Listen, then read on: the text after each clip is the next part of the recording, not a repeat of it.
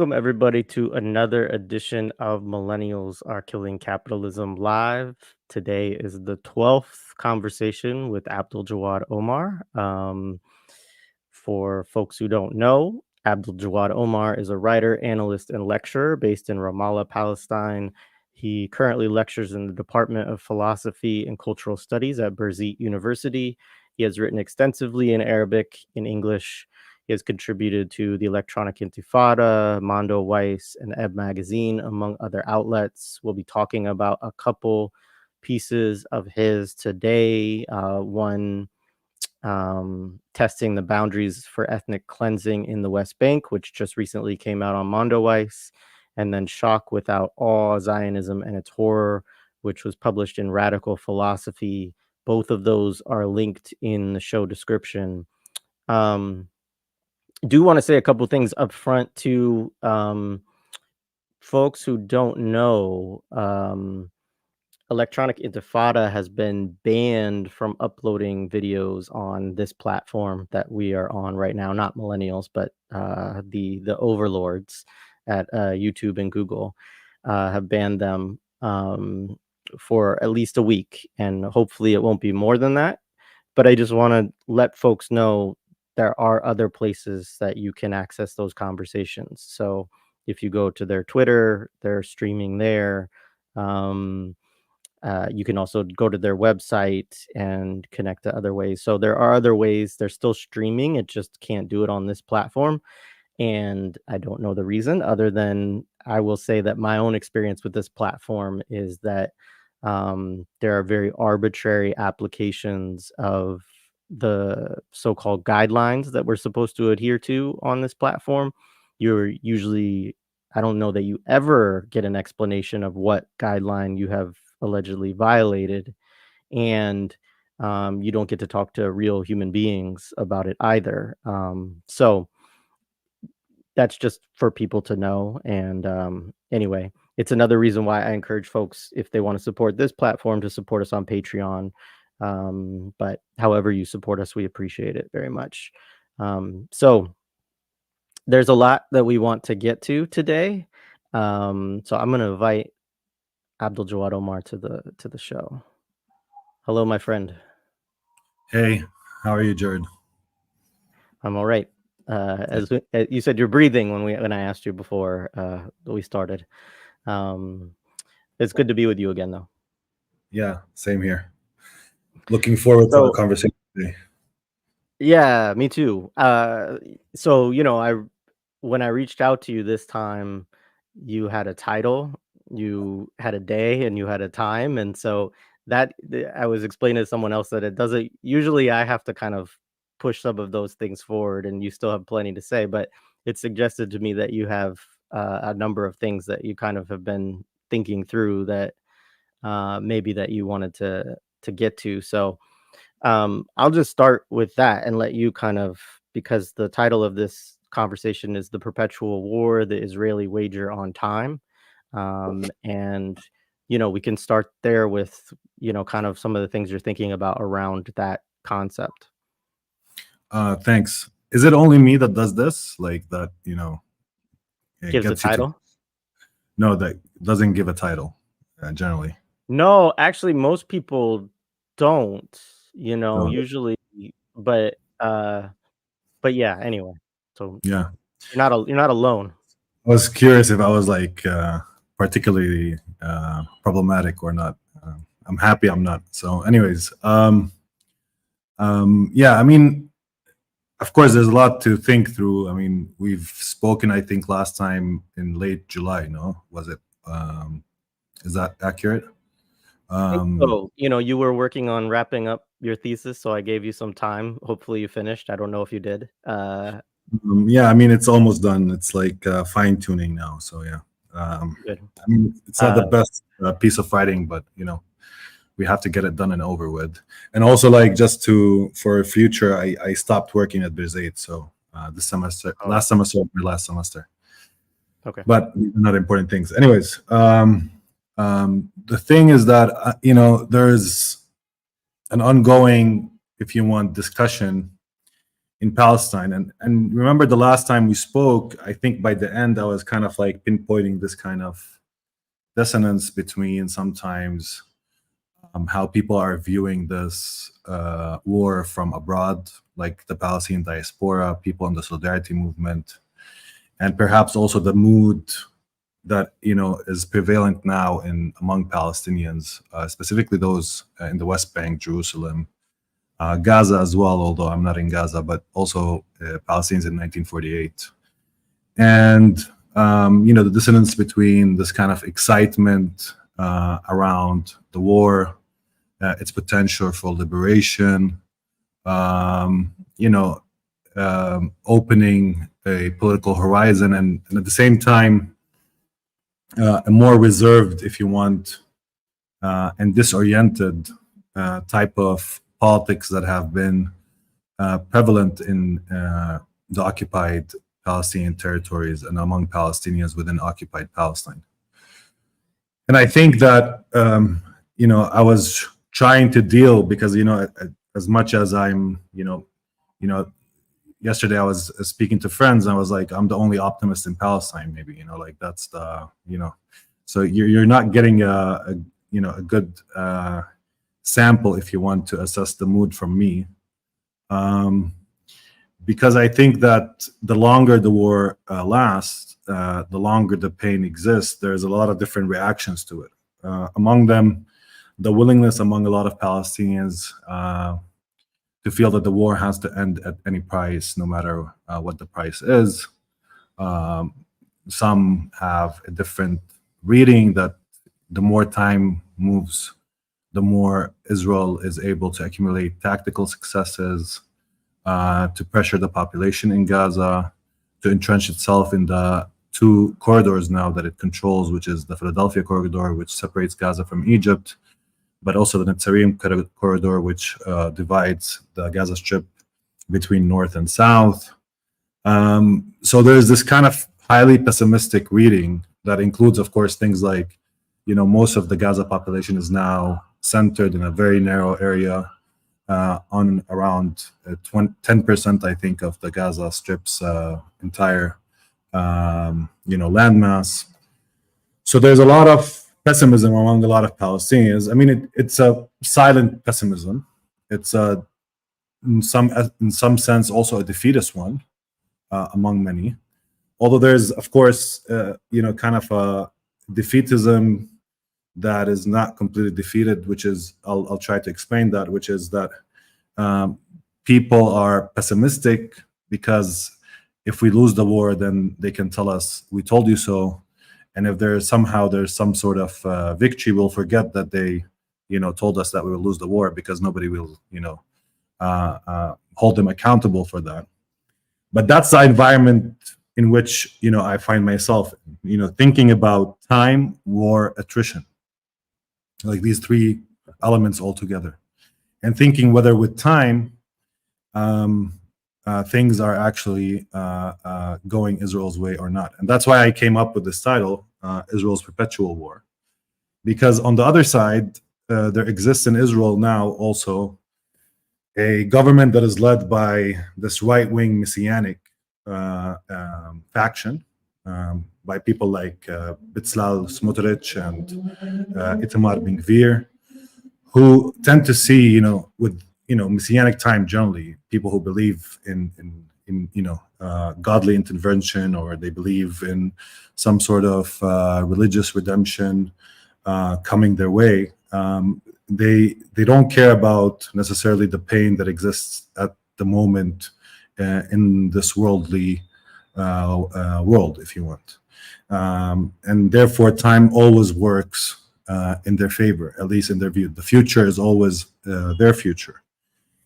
And within Israeli society, that right-wing messianic faction, to some degree, is leading this deferral of the war's end endlessly, hoping that the accumulation of tactical successes, that they will, by keeping the war open, by keeping the war ongoing, that they might be able to also, or they might manage to, clear the northern Gaza and ethnically cleanse the Palestinians there, and move them into the south or move them into the Sinai eventually, or perhaps change the status quo. There's never really a status quo, but change the realities in the West Bank and slowly also convince their allies to change some of their positions, including the United States, on how to manage this war.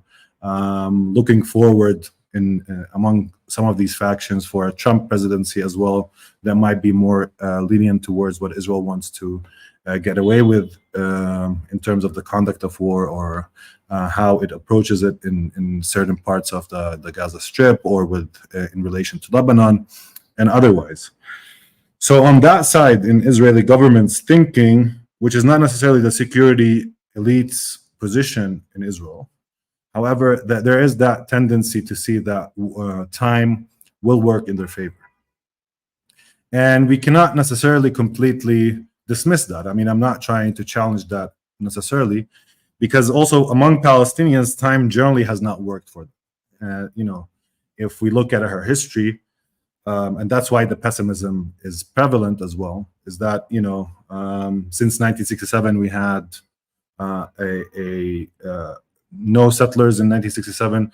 For now, we have like around 750,000 or 700,000, depending on how you count the settlers in the West Bank. You see these settlements being built up, changing the type of road. So on a daily experience, just, this day-to-day experience of living under occupation, you generally feel that time is against you, that Israel is capable of mounting and building what it calls facts on the ground, materially, architecturally, politically, and ensure that you're even more confined, your place in, you have less political rights or freedom of movement. And that has been generally the experience of time in Palestine, going back to 1967, when the West Bank and Gaza and Jerusalem was occupied. But even before that, we talked about that in one of our episodes, this kind of accumulation of ruins that, continues. And therefore, it's hard for the Palestinians that now exist within this domain to think of time working otherwise.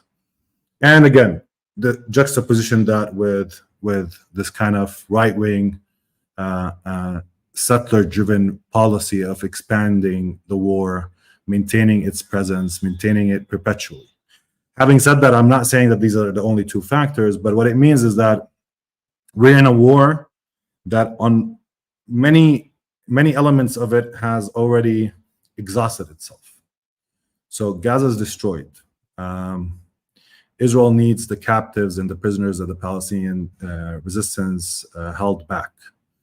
It cannot really find a military solution to such or a military approach to their extraction. Even if they extract another one or two, the large majority of these prisoners will have to come through a deal. It's not really taking really strong decisions on the Northern Front, where it's engaged in an attritional war with the Lebanese resistance. And at the same time, this kind of pulsion, this daily, assassinations of activists in southern Lebanon, or assassinations of Palestinians in Gaza, or destruction or massacres keep happening, but it's not really necessarily yielding different results than what is hoped. But again, with time, the belief, at least in Israel, that maintaining this pressure, maintaining that, they will be able to deliver Hamas's corpse to the entire world. That's the aim. That's the goal, the fantasy. And at the same time, they cannot really fathom a situation where there's a deal, and that deal, comes across where Palestinian resistance still exists, where Palestinians are celebrating in Gaza. They cannot, after all of these months and investment in total destruction and palliative strategies, fathom the idea of even this kind of symbolic victory, despite the disaster that now has occurred in Gaza, which renders Gaza, at least in terms of its capacity to resist for a long time to come, more likely than not, less capable of doing that as a front in a larger war. So Israel has already accomplished, if you want, from one perspective, quite a lot. And in our previous discussion, I was trying to pinpoint that as the reason why I think maybe there will be a deal at some point, around late August or September, maybe in October. However, it seems that I was not completely accurate when it comes to, or I underestimated the extent to which the idea of a perpetual war is prevalent among some of the political class in Israel, at least today. So we have this situation.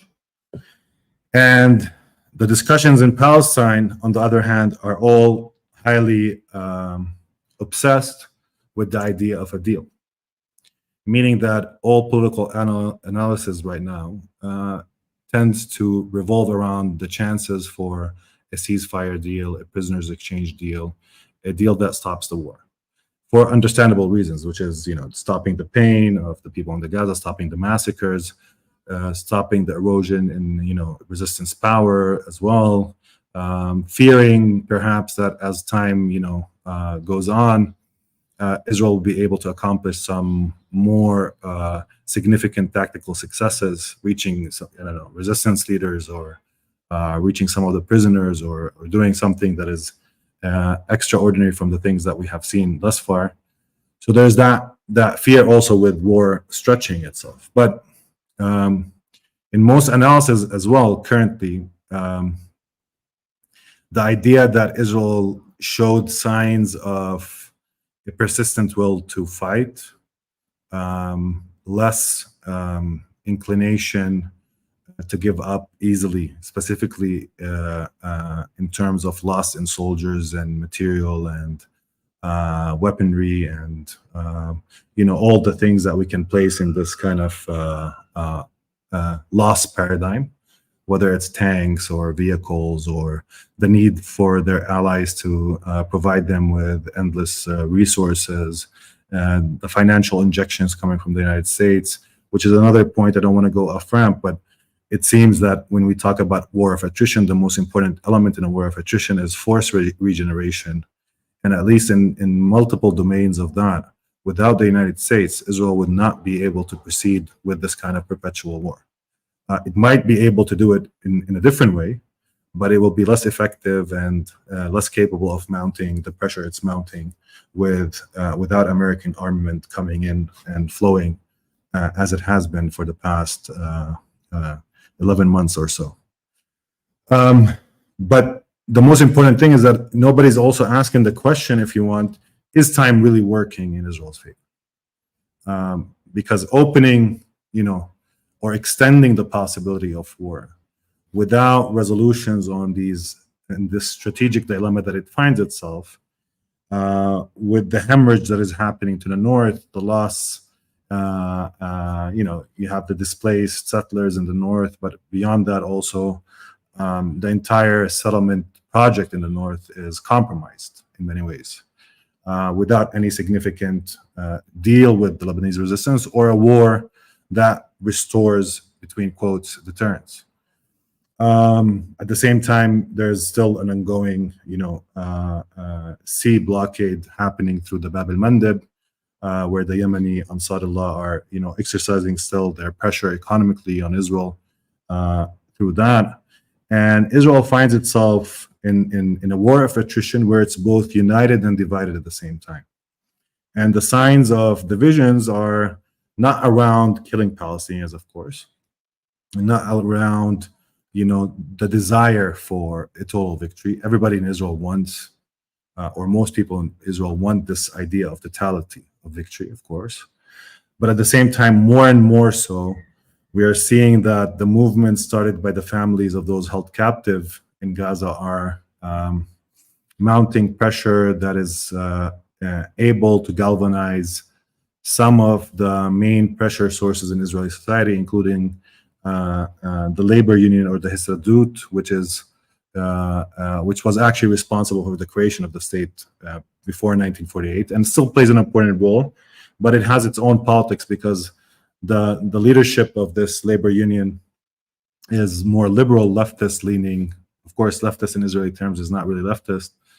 And at the same time, the working class people within that are devotees and loyalists to Netanyahu. So there's also a fracture happening within the labor union itself, and we've seen like these massive demonstrations that have had some effect, but we're not capable really truly of changing the direction of Israeli policy, at least thus far. And thus far also, another question is that how we understand this form of unity and disunity operating together. We shouldn't overestimate the disunity, that this is a sign of Israel breaking apart, like some people would likely want to conclude. However, it is also a sign of a larger gulf happening among various segments of Israeli society. It's also a sign of differences in how both the security elites are viewing the war and how the Israel's right-wing factions are viewing the war. What are the priorities? Do we get a deal now, release those who are held prisoners with the Palestinian resistance, or do we proceed with an all-out war that is risky and might lead to more significant damage to Israel's reputation in the world, but not only its reputation in terms of its immoral behavior, but also its military reputation, its military excellence, which is one of the foundational aspects of this kind of settler state social contract built around the Iron Wall and built around this concept of security. So the question is, and the one that we should place front and center, whether time really is operating in Israel's favor. I think that if we are to assess or to move away from a paradigm of only analyzing when a ceasefire will happen or how will a ceasefire deal happen, which is what most of the discourse is talking about, and think about this as a long-term attritional warfare that is happening, that might at some points escalate, might de-escalate, where Israel perhaps will achieve some tactical successes like it did in August with the assassination of Ismail Haniyeh, and also with the assassination of Hezbollah commander Fuad Shukr in Al-Dahib in Beirut. Of course, and also within that domain, Israel was able to also win, I think, the cognitive aspect of the war, or that round specifically, not the war, where it showed itself able to escalate while showing itself also able to practice forms of bricksmanship, in which it has against its enemies. I think I don't want to, because I went off ramp, but what I want to say about the brickmanship point is the following: is that in bricksmanship, what's important is that one side shows that it's more willing to risk war than the other. And the reason why Israel was successful, in large part, was that it was able to convince both its enemy and itself and its allies that it's willing to take risks, that it wants the war more than the others want the war, and therefore it pushed the resistance in Lebanon, but also in Iran, into a corner where they seem, or in perception, in people's eyes and perceptions, they seem they don't want the war more. It doesn't mean that success is central or integral to the proceedings of the war, but at least on the cognitive level of perceptions, Israel was able to both escalate and get some points of success, of course, beyond the tactical successes of reaching these leaders and killing them, which needs intelligence and operational capacity to do so. But beyond that, these remains like little tactical successes within a larger attritional warfare. The thing about attritional warfare is that it remains within a certain tempo. It needs constant force regeneration. This is where, for instance, Israel has allies that are faithful and capable of providing it with financial injections and weapons. And where also the axis of resistance in Iran, Syria, Yemen, has its ability to do also force regeneration, create more weaponry. It has strategic depth.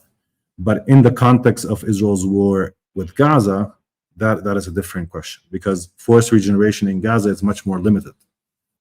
And the Palestinian resistance in Gaza, although it will be able to be innovative and create means through which,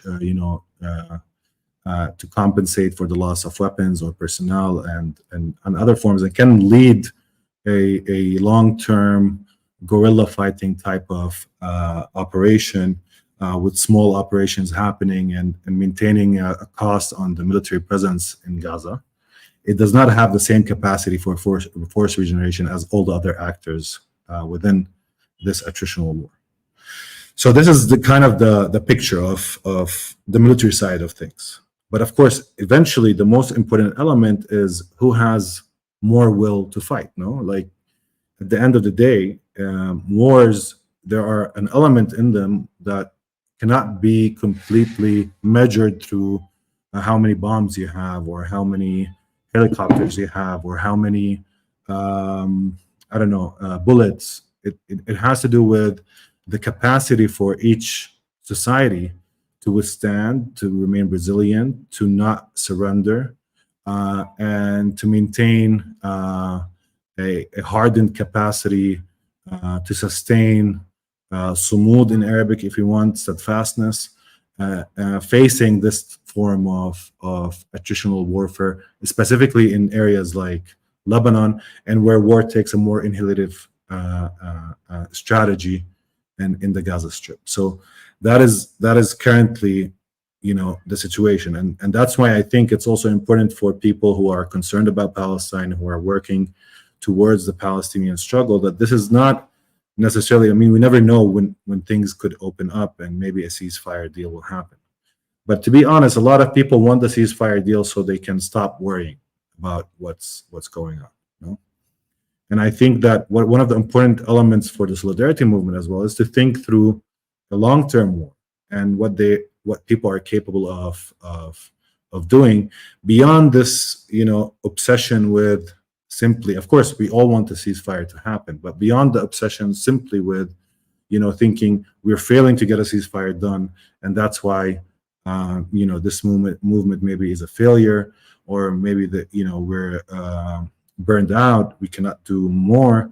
It's highly important. It's highly important because also within this paradigm of war, I don't think that will change, but I think that it's important to apply as much pressure as possible on the political system, because without America, again, Israel will not be able to really fully exact this war and continue with it. I don't think that the movement will be able to change that, but it's important to at least situate this central to our analysis. Yeah, I think that's right, and I think it's also why, as students and faculty have returned to college campuses in the U.S. in the last couple weeks, that they've been met with all kinds of new policies, all kinds of new attempts to deter people from setting up encampments or protesting, or because even though the divestment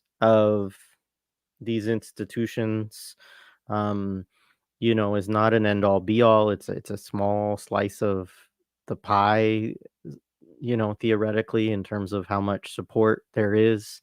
I think that the state and its institutions in the United States are very afraid of the turning tide of people to understand the how deeply related and connected, you know, Israel and the United States are, in terms of the special relationship and in terms of the military, and the weapons and the bombs. And I have friends who, that, just to give an example, work at Cal State University and wrote a piece about Cal State University's complicity in the genocide through their relationship with Boeing. And as a result of publishing that article in Mondo Weiss, they were all hit with time, place, and manner violations on their campus as professors, which is not normally something that universities do. You don't try to use some like administrative jargon that's usually used against student protesters against faculty for expressing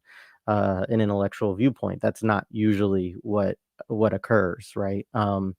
And so, yeah, I mean, and that's just like one. There's so many examples I know of professors, faculty, staff, and students who are all dealing with various levels of, from suspension and expulsion to possibly losing jobs and things like this. And I think it's because they're actually in some ways afraid on, it shows a level of, because if you're not afraid at all of that kind of organizing, then it really doesn't matter. There's no need to take these kind of authoritarian measures.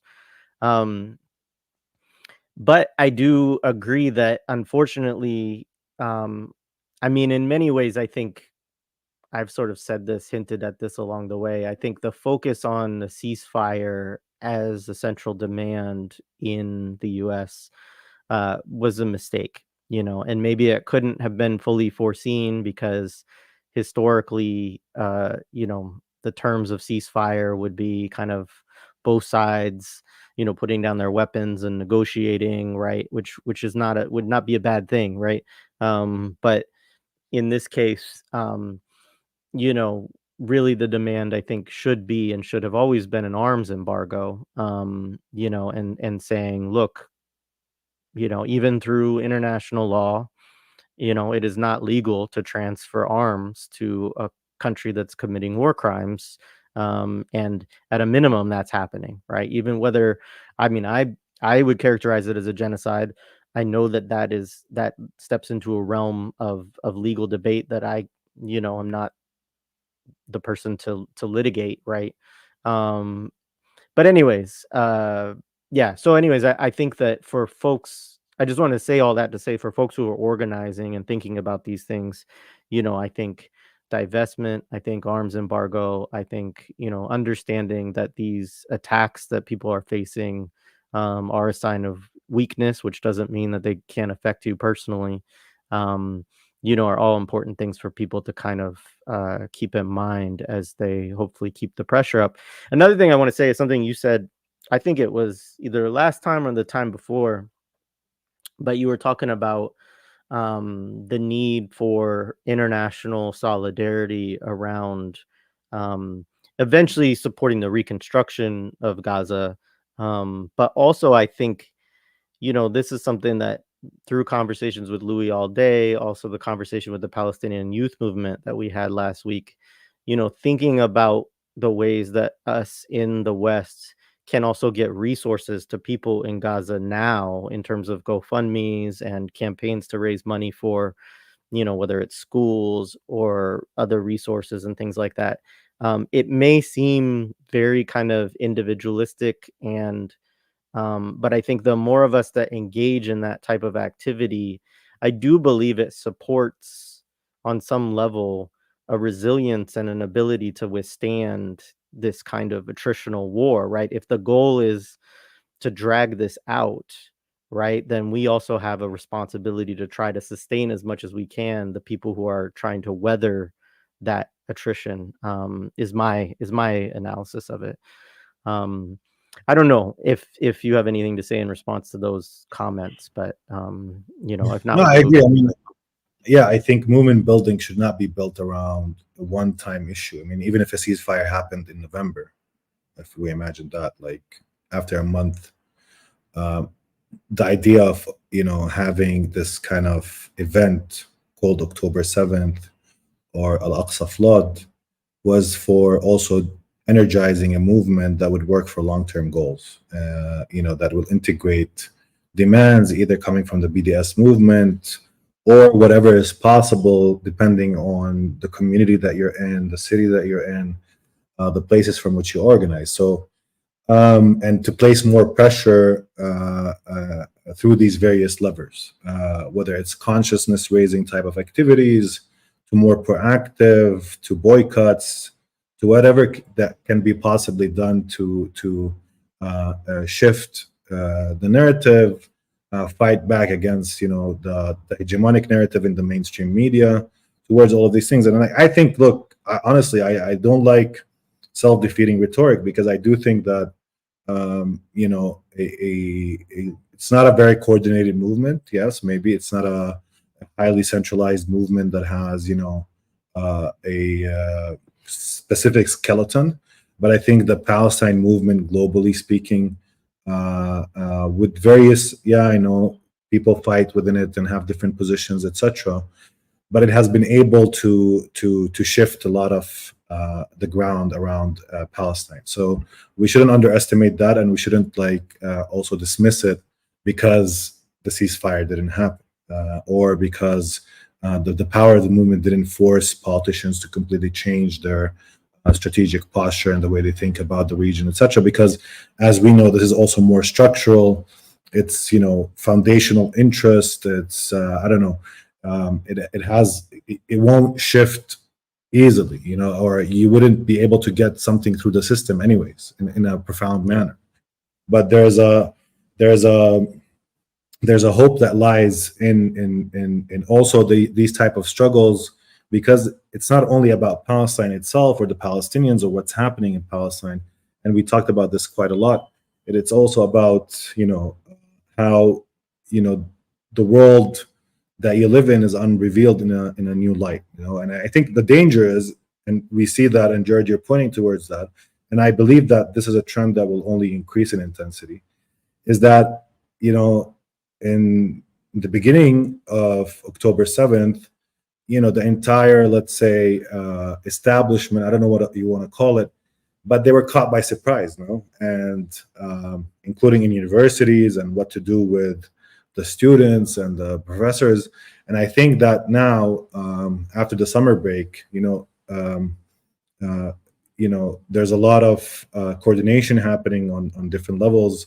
A lot of my friends abroad were telling me this. I was, of course, working in different universities, and also organizations from outside the universities, like what happened in Toronto with Jewish Defense League coming into the campus. And so you're going to see more fascistic kind of embodiments and people working through attempts to intimidate and use force against the Palestine movement more broadly, and you know, extract the price from this movement on a personal level, collective level, etc., and try to contain it through various tactics and tools. And I think you guys, you were covering this quite a lot, I think, in, you know, in some of the interviews you had before. But having said that, I think we should be prepared of a no day after for this war. You know, it doesn't mean it will happen. I'm not still certain about that. And I don't think anybody, and I think this is one of the important points that I'm trying to say, in a recent article by Walid Daqqa before he died, it was published recently in the Journal of Palestine Studies, but in Arabic. And he writes about, you know, being blindfolded as one of the tactics and techniques used in initially when you're imprisoned. And, you know, when they blindfold you, it's meant to disorient the prisoner and make him feel like he doesn't have any sense of space and place, and makes him completely dependent also on the soldier in terms of direction of where to go and how to move. And of course, blindfolding, you know, deprivation of this kind of sense that you're used to, which is the ability to see, creates a highly anxious, disorienting, and panicked response among many Palestinian prisoners, no? Specifically in the moment they're caught. And of course, as we saw, for instance, in some of the images coming from the prisoners in Sidi Timan, which is where a lot of the Gaza prisoners are being held, blindfolding is a constant feature of being in prison. So they're always blindfolded, and they're deprived from their sight of vision, or their vision more broadly. But generally, this kind of disorientation is essential feature of how people also in Palestine are now feeling around the war. You know, people don't like to live too much in uncertainty. And even though Palestinians are among the most populations that always lived under this kind of regime of terror that intends and creates uncertainty all the time, but the current war also added new levers and levels of uncertainty. So there's a lot of panic and a lot of disorientation. and a lot of flow of information at the same time. So you're overwhelmed with information. You're overwhelmed with psychic assaults, ideological assaults, with disinformation, with the management in information warfare. So because everything we see and framed, even for those who watch and listen Israeli news, specifically since October 7th, it's a highly organized media operation that hides a lot of information, reveals information depending on where also the security establishment in Israel or the politicians want to direct the population within Israel itself.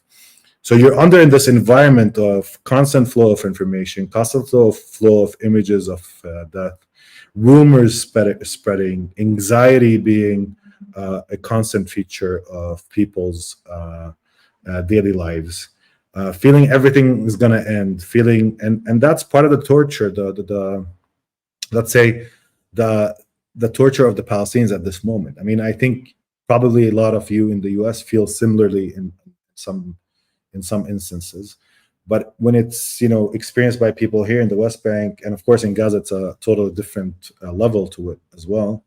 It's this feeling that now it's our turn. For example, in the West Bank, they're coming into the north, they're doing all of these, and rumors are spreading easily, and people are almost blindfolded. There's nobody that can really pinpoint this is how the future might look or will not look that way. And that is integral to war, because war has this tendency to open up various possibilities on where things could end up.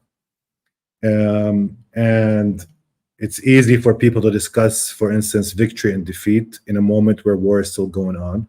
So you don't even know how they're reaching this assessment, but it's a constant type of conversation that are people having all the time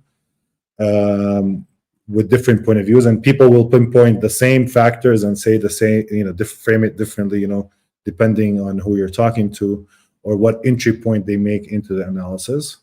But what I see is that this is in many ways we're confronting an Israel that is looking for some sort of decisive victory. It's looking for some sort of change or shift in paradigm in its relations with the Palestinians. Maybe it won't be able to ethnically cleanse the Palestinians. Maybe it won't be able to render Palestinians mute, but it's looking for a change of paradigm. It's looking for at least Palestinians renouncing October 7th as a mistake, as something that should have never been should never have happened. And also to try and figure out the best way to expand its land theft, perhaps reintroduce settlements into Gaza. It's looking for opportunities, and that's why if we see Israel's behavior in this war, it's a compromise.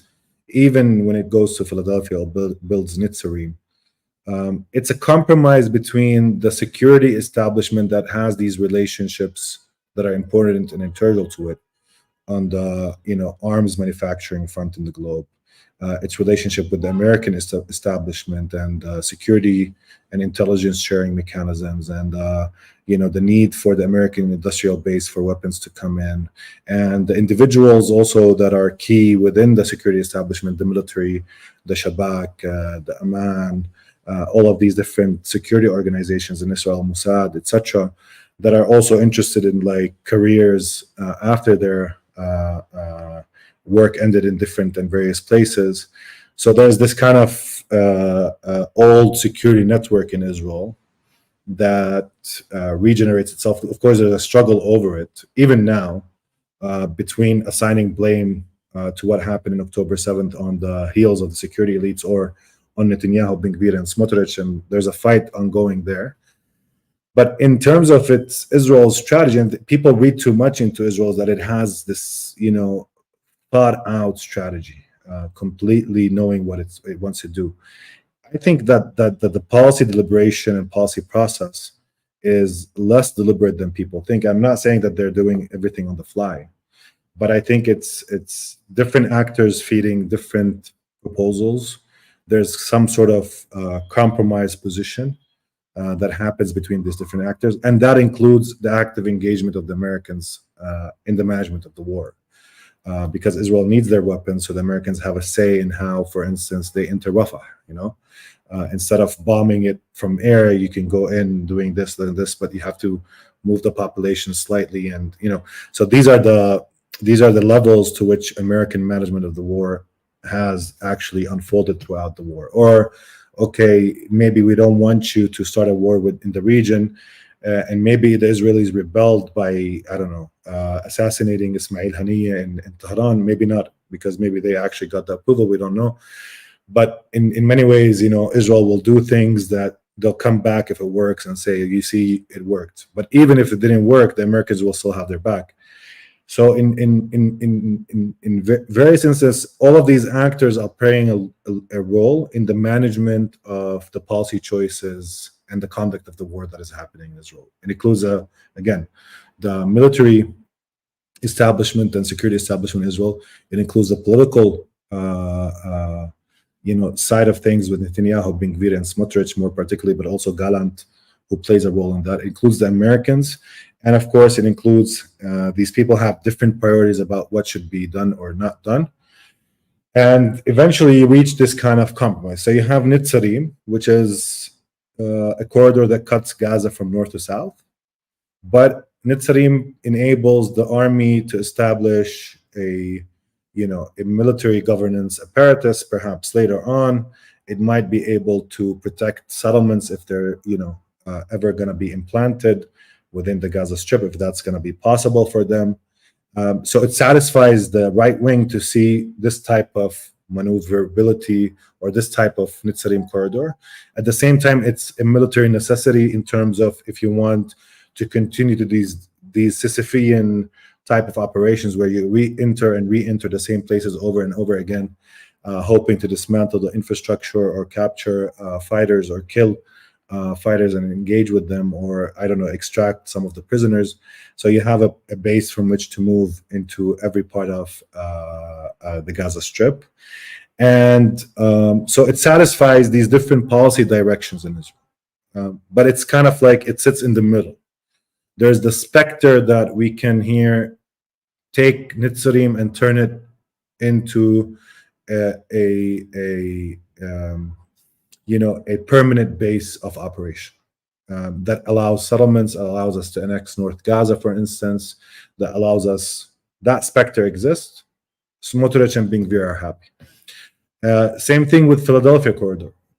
It's the same thing. It's for the security establishment. What matters is that we want to stop, smuggling, as they claim. Of course, I don't think Philadelphia corridor, even the Israelis, when they went in, they're not finding really tunnels that go from Egypt to the Gaza Strip. So they're finding tunnels, but they're all end on this Egyptian-built wall that was built like 6-7 years ago. Since 2016-17, it doesn't seem that a lot of smuggling has been happening through a tunnel network underneath the borders. Some say that it was happening from the Rafah crossing border above ground more so than from below. But then we, of course, forget that most of the weapons that we have seen coming out from Gaza are actually manufactured by the Palestinians themselves, are not imported, or would have seen more imported weaponry. Of course, you might need material to manufacture them, and you might need some resources, so that might play a role, but I don't think it's as integral as Israel makes it look like. And that's why, this whole Philadelphia corridor thing is just much more of a political ploy by Netanyahu than anything else, to postpone or to extract more concessions. But even these moves, Jared, if we want to understand them, yes, they're a stepping stone to maybe more entrenchment in Gaza. But if we also think about the more entrenchment in Gaza, we think about a long-term war, where they will be hurt on a monthly basis, 5 soldiers, 10 soldiers killed, much more injured, for a long time to come.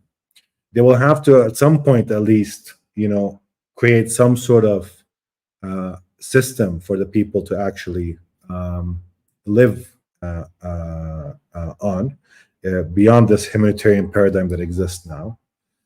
And they will deeply entrench themselves in a long-term military occupation that might not bode well in the long term as well. So again, things can still go in different directions, but thus far, what we have seen is that this kind of meeting point of various positions that are, in essence, a sort of compromise between these various actors, and everybody's pushing for whatever they think is important. I think the Israeli security establishment sees that it accomplished a lot in Gaza by destroying Gaza, destroying the civic space, destroying the homes, and that Gaza will need a long time of healing. It changed a lot of the demography. It can actually get some more, maybe security zone or buffer zone based on how it also completely eradicated a lot of the border areas. So it accomplished quite a lot with its military machine. That they should get the prisoners back, and that they should leave, because staying for the long term will only create even bigger headaches down the road. So that's what they're thinking. And they're thinking we can always go back. I mean, the resistance now weaker, it needs regeneration, but we can also go back without occupying Gaza, and we can still do battalion level invasions from outside the Gaza Strip into it without having to worry about rockets. And so even after we get the deal done, there was always going to be an opportunity to still conduct military operations in the Gaza Strip for the foreseeable future without maintaining a strong presence in it. However, the right-wing fascists, they don't want that. They see that the only way to truly come out victorious in this war is to deliver the corpse of Hamas as a political movement to the world, show Israel as, not only can, become genocidal, not only inhalative, but also it's capable of actually achieving a military defeat of Hamas, decisive one. And it wants, at the same time, or sees this as an opportunity to decisively end the question of Palestine. Now, there's a tension there, because I don't think that, all Israelis, as you saw with the, the clip on the two Jewish nice guys podcast. I mean, yes, there is a desire among all Israelis. I don't think Israelis care if, they wake up tomorrow and find that all Palestinians disappeared. All of them will be happy, that's, that's true. I mean, that's a reflection of that desire. But I do think that, given the regional arrangements that America has with Jordan, Egypt, and Saudi Arabia, and the Emirates, and other countries, given Israel's standing in this kind of global economic flows that has to do with war, given a lot of different other conditionalities that are placed on Israel, that security establishment is not necessarily against a decisive end to the Palestine question. It seeks to end it. It seeks to manage it, perhaps reduce it, make it a more technical issue between, people who have some sort of self-governance and, Bantustans, and they can arrange some sort of economic flows without any headache or problems. And the right-wing solution, which is a solution that veers or gears itself towards genocide. And I think they're kind of clashing a bit, but also at the same time, not really clashing, because I think on some level, the military will go along with what the settlers will want, because the settlers are also the military, and the military is also the settlers. So it's not like a complete, this is not a principled type of disagreement. But again, it's what can we possibly achieve now? What form of paradigm shift we can have in the relationship with the Palestinians? That's what they're thinking. And at the same time, I don't think they have solutions to a dilemma that exists, which is, the Northern Front, which has been a source of pain for entire settlements in that area. A lot of these settlements are like 50% destroyed, some of them in terms of their houses, etc. And that price that they're paying in the north without a solution, without Israel being able to actually decisively go out for war, is telling about Israel's weakness in this current moment. Its ability to use a lot of force the way it sees this as an opportunity to change the type of relationship with the Palestinians and create a paradigm shift. The push from the settlers towards more land grab, more ethnic cleansing, more settlement buildup in all these areas, but also the inability to decisively and strategically resolve, this multi-front warfare that is happening, which is also eroding its economy and creating disunity and creating a lot of internal problems within Israeli society as well. So, we're caught in this. I mean, there's a lot of pain in Israel as well. I think a lot of that pain is not really shown.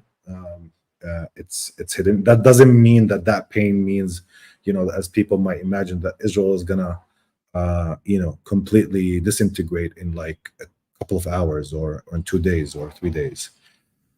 Sometimes the rhetoric can go there, and that's quite problematic. I'm not as confident, saying these type of things, but at the same time, that pain and the equation of pain with the Palestinians, of course, is one that they see is sustainable for them. We're killing about 25 Palestinians for every Israeli. That's the ratio. We're injuring many more, Palestinians, 1 to 10 or 1 to 20, also in terms of injuries.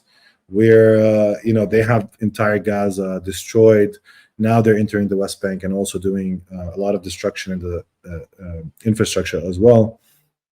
So in this kind of equation, there's still this disproportionate response coming from the settler state, where the pain that the Palestinians feel is just multitudes more than what Israelis are feeling in terms of death, economic well-being, all of the different areas. But again, this is, I think, important that we set our mind more around how time is operating, both against and for Israel. Both, will deepen its problems perhaps in specific areas. Maybe we'll find some solutions in others. Maybe we'll get at some point, American support to launch a regional war. We don't know. But as long as the war is open, these possibilities and living within this kind of domain of flow of information and panic and disorientation will remain. Yeah, thank you. There's another thing I want to get to, but I'm gonna save it for later. Because I do. Well, maybe I'll go into it now. No, let's talk about the West Bank. So you wrote a piece recently on Mondo Weiss, recently published, quote, testing the boundaries for ethnic cleansing in the West Bank. This was the title of it. It's something that we haven't on this program talked about a whole lot. I mean, with earlier conversations with you, we talked about some of the more, still significant, but somewhat smaller operations that were going on in the West Bank. But I appreciated the piece, and I wanted to give you space to talk a little bit about how you are seeing these events in relation to, the broader war. What do you see as the kind of strategic objectives, or also kind of, as you say, testing the boundaries of ethnic cleansing in the title? You're thinking also about this as a kind of trial in a certain way, I guess, or maybe an experiment to some degree.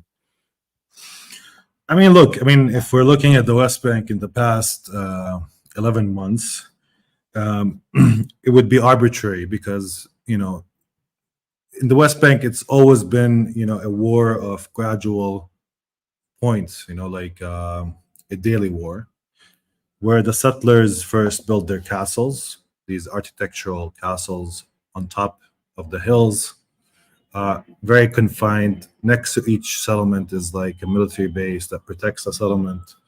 And, you have to expend a lot of security resources to keep them. And then these settlements, they need road networks to go from within, the Rosh Dan area or within Palestine, historic Palestine, 1948, and the West Bank. So, there's a slow buildup, daily buildup of these settlements. You have to incentivize settlers to come into the West Bank and to settle in the West Bank. and you give them financial incentives, and you give them various forms of incentives to do that. I'm sorry, there's a wedding going on, so people are. At least that's okay. At least it's not a bulldozer like taking out a street or something like that. No, this is just a very annoying wedding right now. But anyways, people like to marry here, so yeah, it's one of the things. Anyways, so one of the things is that in this slow, gradual war of points, the settlers are always defining new frontiers for what they want to accomplish. No, but imagine, I mean, like each settlement is like it's a nice American suburb built on top of Palestinian, land and surrounding. It's really a castle, and even if we go into the architectural, the way it's constructed, even the windows, they should give a view of the entire terrain below, because that it has a security function. So everything is thought of as a security function, and these settlers live behind walls.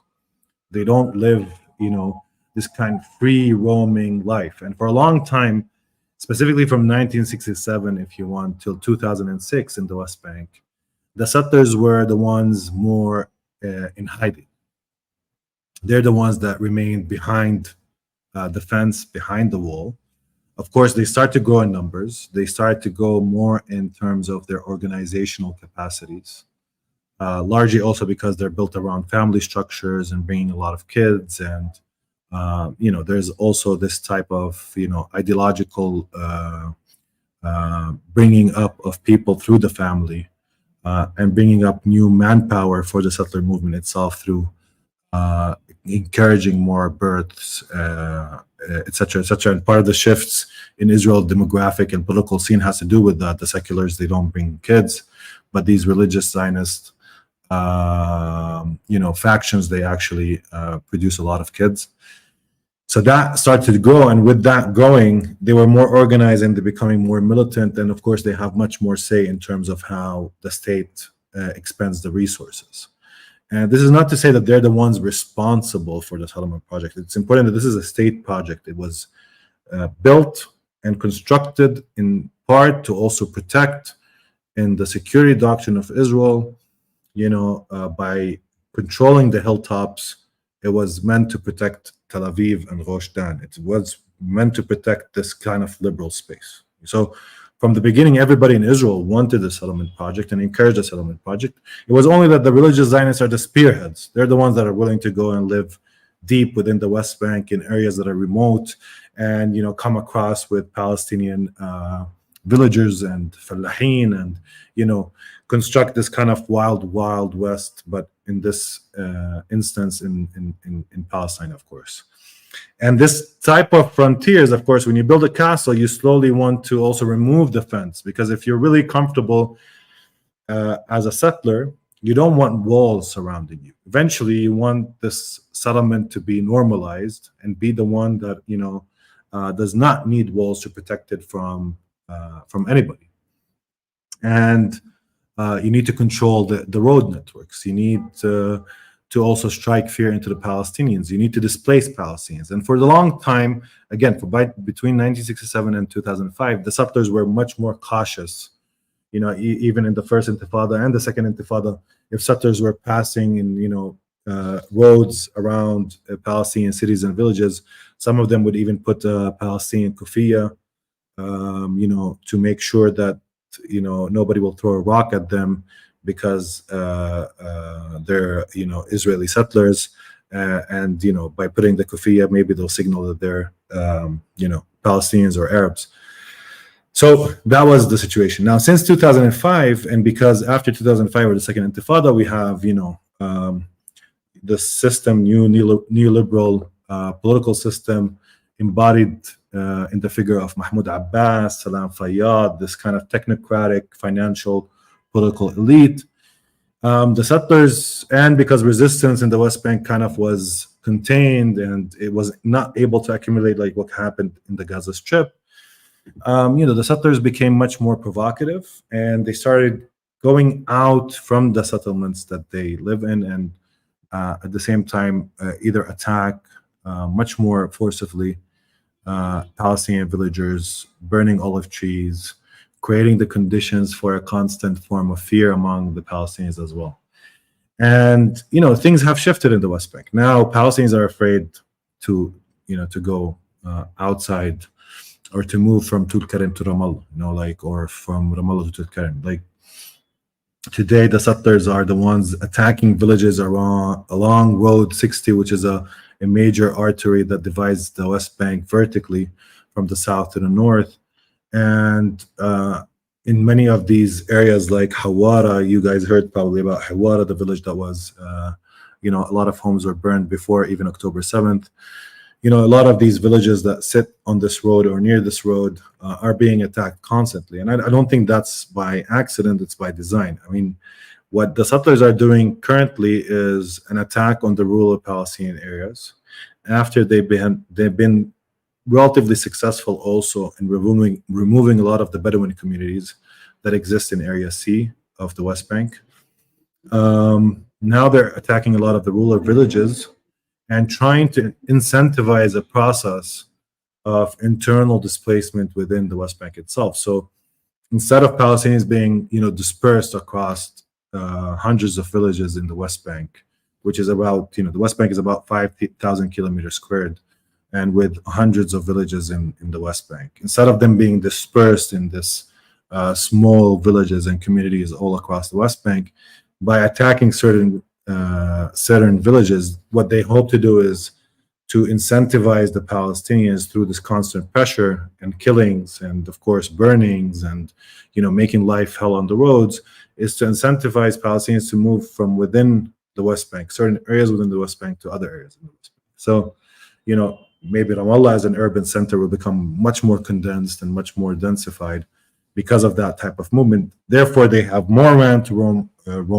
more land to control, and of course, that's the new target. The new target is to assert more control, not only on Area C, which is 61% of the West Bank, but now, as Smotrich has declared, they need to assert control over also Area B. So that's the new frontier of the struggle in the minds of the settlers, and they can at least push the Israeli military, the government, through the control of the Ministry of Finance and other places, to go into this kind of new frontier of internal displacement, or what they like to call voluntary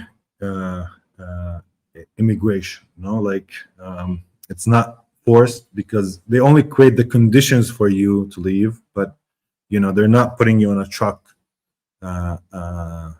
directly and making you leave. But of course, it's the same thing. So that's part of the process that's happening in the West Bank. Now, since October 7th, of course, Smotrich has, found in October 7th an opportunity to also attempt to de-link Israel from the West Bank. Now, as much as there's walls and there is an architecture of the occupation that separates Palestinians and Israelis, there's still a lot of relations that are not necessarily direct, but mediated through either the banks financially, or through labor in Israel, or through security mechanisms like the Palestinian security forces and the Israeli security establishment itself. These type of links are foundational to how the existing order operates. The banks, for instance, in Palestine, are dependent wholly on the Israeli central bank. They need it for their daily operations, because the currency in Palestine is the shekel, the Israeli shekel. That's the main currency. Of course, people here use Jordanian dinars and American dollars, but at the same time, that's the main currency, and the banks condense these currencies and then they send it to the Israeli bank. So Smotrich is the finance minister, and he was finding ways on which that system, that financial arrangement, can be disturbed and disrupted. And beyond the pirating of Palestinian tax money, under the Paris Protocol, which was part of the Oslo agreements, the Israeli tax authorities collect all custom taxes that Palestinians used to import. Again, Palestinians don't have any control over any harbor or any port of entry for their goods and services that are coming in, but specifically for goods coming from abroad. So the Israelis would collect the taxes and then transfer them into the PA. So this is all Palestinian money. and they're paid 3% of the total tax, custom tax, to do this job on behalf of the Palestinian Authority. So they're paid. They're like paid for this job. But what the Israelis actually did historically is to pirate this money. So every once in a while, oh, you pay prisoners, Palestinian prisoners, after they leave prison, you pay them a stipend, or you pay them a regular pay, and therefore all of this pay we're going to deduct from your custom taxes. So there has been an Israeli policy where there's a consensus around it to make as much as possible the Palestinian Authority work on the bare minimum, pirate its tax money, and create the conditions for the development and for Palestinians to become even poorer than they are. This is an active policy done by Israel. However, for Smotrich and Ben Gvir and this right-wing fascists, they don't like these links, because even if it's built on cooperation, like security or economic or financial, even if it benefits Israeli like labor, eventually the whole idea is to get rid of the Palestinians. They don't want a system that gets too complacent with a status quo the settlers are wanting or desiring it to change and shift. Specifically, if your project is this kind of pure Jewish state where Palestinians might be a very small minority that works as slave labor for the state, but nothing else.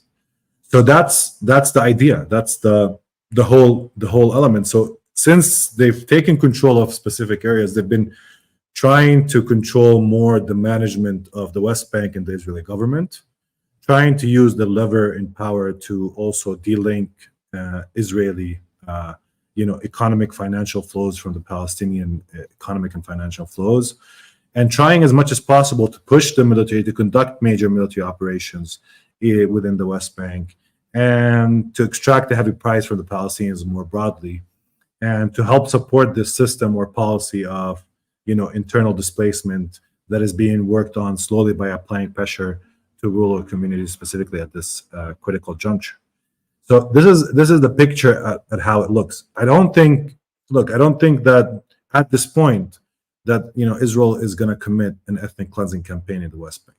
I don't think that that's even in the horizon in the coming weeks or months. But I do think that there's preparation for that, and the preparation takes different elements. First of all, it's normalization through escalation, where people get used to it slowly but steadily, signaling, trying to see what they can get away with the Americans, with the Europeans, to what extent they would tolerate these type of moves, to what extent they would encourage it, to what extent they would discourage it, what is the red line, if there's any red line. Not necessarily, because I think there are elements in the U.S., of course, that want to see that happen.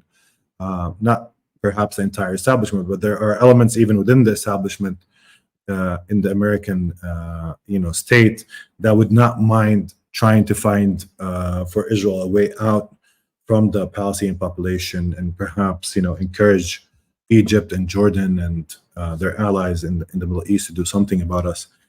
But so I'm not trying to say the Americans are like against ethnic cleansing on principle. So just so people don't get me wrong, And the thing is that they're testing the limits of what is possible. But I think, concretely speaking, the piece was just trying to lay out what it means to arm a militia that is also part of the military, and at the same time to control these levers, to try to de-link Israel and the Israeli financial, infrastructural, and bureaucratic systems from the Palestinians, to slowly also create this policy of de-development and depriving Palestinian labor from going into Israel, which means also economic problems for Palestinians that we're slowly starting to also feel in the West Bank, because the Palestinian labor is used to bring a lot of money into our small and quite pathetic economy, but at least small economy, and slowly also create the conditions for a much more offensive strategy either through the military or through the settlers who exchange the roles. Because when the Israeli military comes into Jenin, it's not like a more legitimate force. It's basically the same as these ragtag militias that roam the West Bank and punish people and come into, and that's what we've seen in Jenin and Tulkarem. Although I would say one thing about the operation in Jenin and Tulkarem, of course, the idea was to go and perhaps kill specific activists if they can reach and find them, and they managed to reach Abu Shaja, for instance, who became kind of a known figure within the armed movement in the north of the West Bank and specifically in Tulkarem.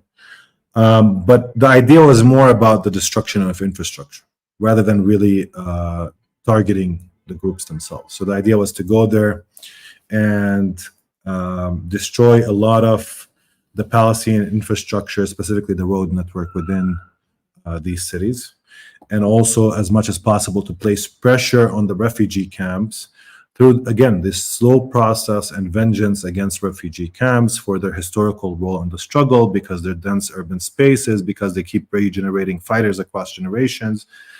And, Israel has an issue with refugee camps more broadly. Of course, it keeps creating refugees, but at the same time, it has an issue with people becoming refugees based on its desire to ethnically cleanse and destroy and displace Palestinians. And part of that policy is now, intended to actually, change or shift the paradigms of the ability of Palestinians to withstand and live and survive, and also for the camp infrastructure itself to be totally broken, either to drive people outside of the camps to rent apartments somewhere else, or eventually to also destroy them as an architectural or urban dense space. Now that's one of the elements that we also seen in Gaza, and which is slightly replicated in the context of the West Bank.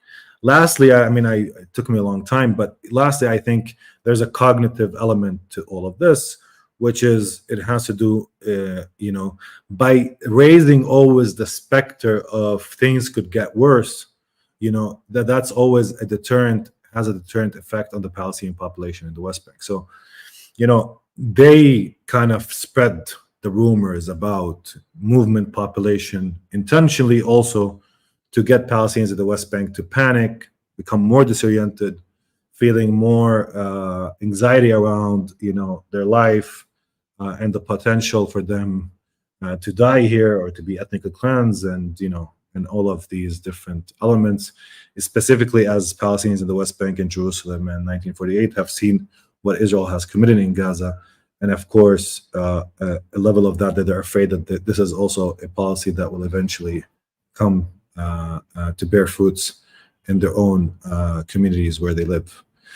So that's also another element to the whole Operation Summer Camps. Although, as I pointed out in a tweet, it's also a weird name to have anyways. Yeah, you could say more about that if you want to, but just the concept that things could always get worse. That's like, I feel like this is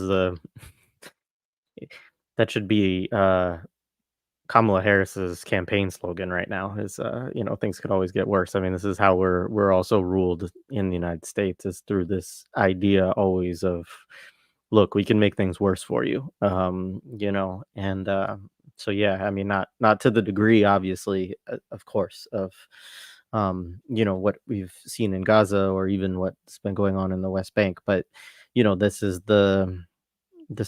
a tried and true tactic, right? What do they say? The velvet glove and the iron fist or whatever,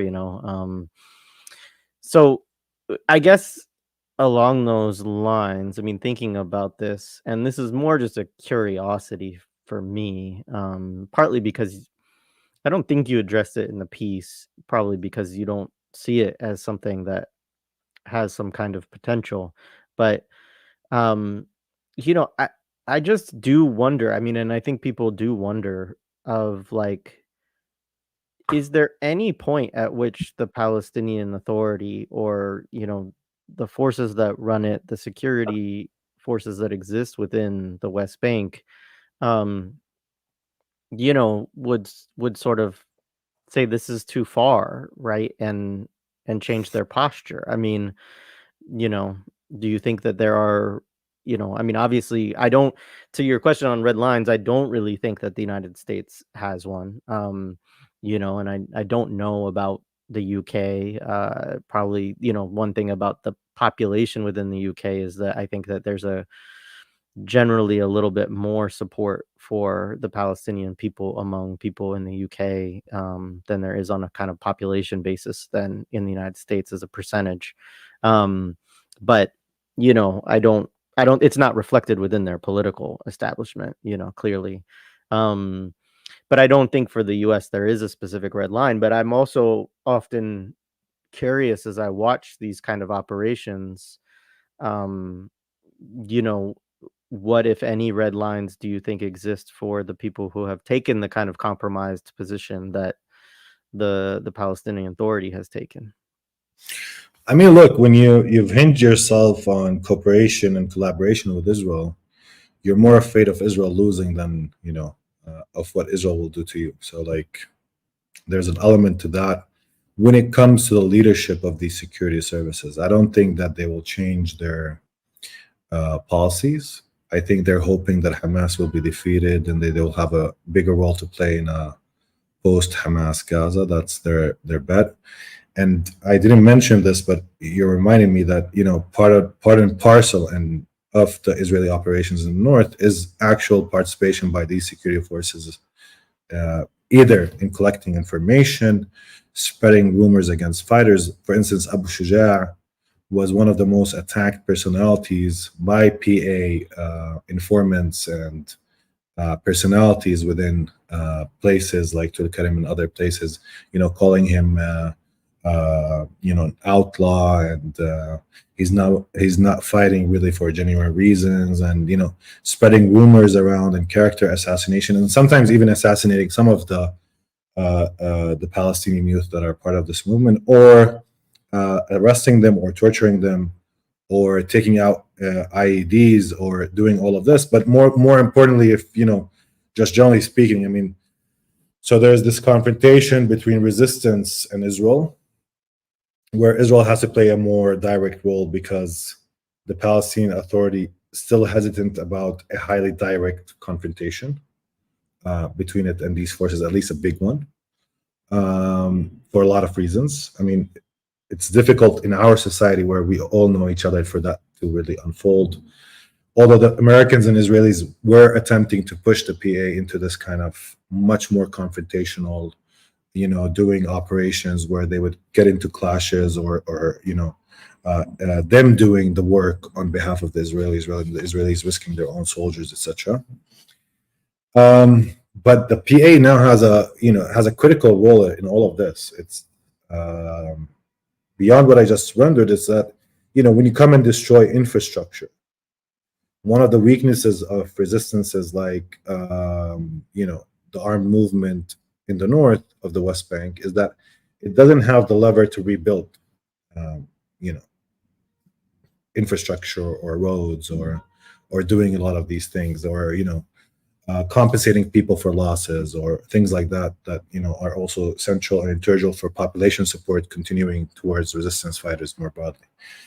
So that creates an opening for the PA to feed its own narrative of why cooperation is better than resistance, and these guys are overexcited, young, with, we say in Arabic, damhum hami, which is their blood is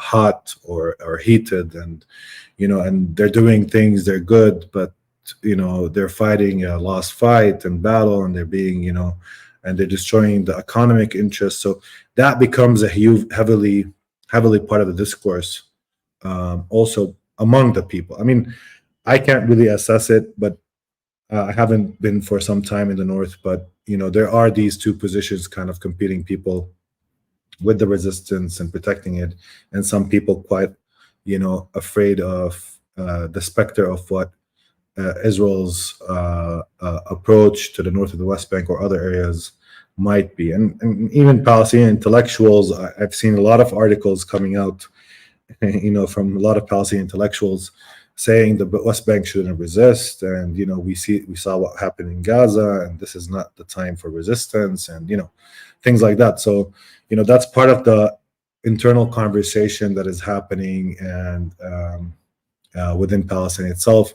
And we should remember that the PA has its own radio shows and media personalities, and they have an ideological apparatus also working, and mosques and imams in the mosques. I mean, it's not just one or two people. So there's an entire system that operates, that spreads specific points or messages or to the population.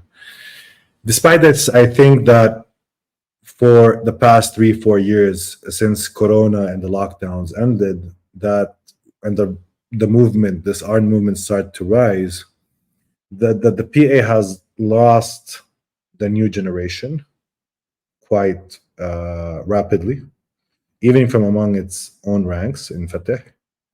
There's a process of unbinding that is not insignificant from the PA. We have seen attacks committed by Palestinian security services members, including the latest in Hebron, where 3 Israeli police officers were killed by a previous presidential guard officer in the Palestinian Authority. So I don't think that this will be an organized top-down decision, if that's what we picture, the people running the Palestinian security services, or Mahmoud Abbas, or but I do think that there is some sort of crisis of management of the base within Fateh. And while the war in Gaza and its brutality helped a bit the Palestinian Authority, the insistence by the right-wing fascists, their daily attacks on Palestinian villages, the rise of an armed movement, the appearance of clandestine cells, and also car bombs in the past month. There was 3 that were found in Hebron and 1 near Ramallah. It is all pinpointing towards an increased yet slow tendency towards a much more organized resistance. But the West Bank, its problem, it's like it's starting the race quite late in the game.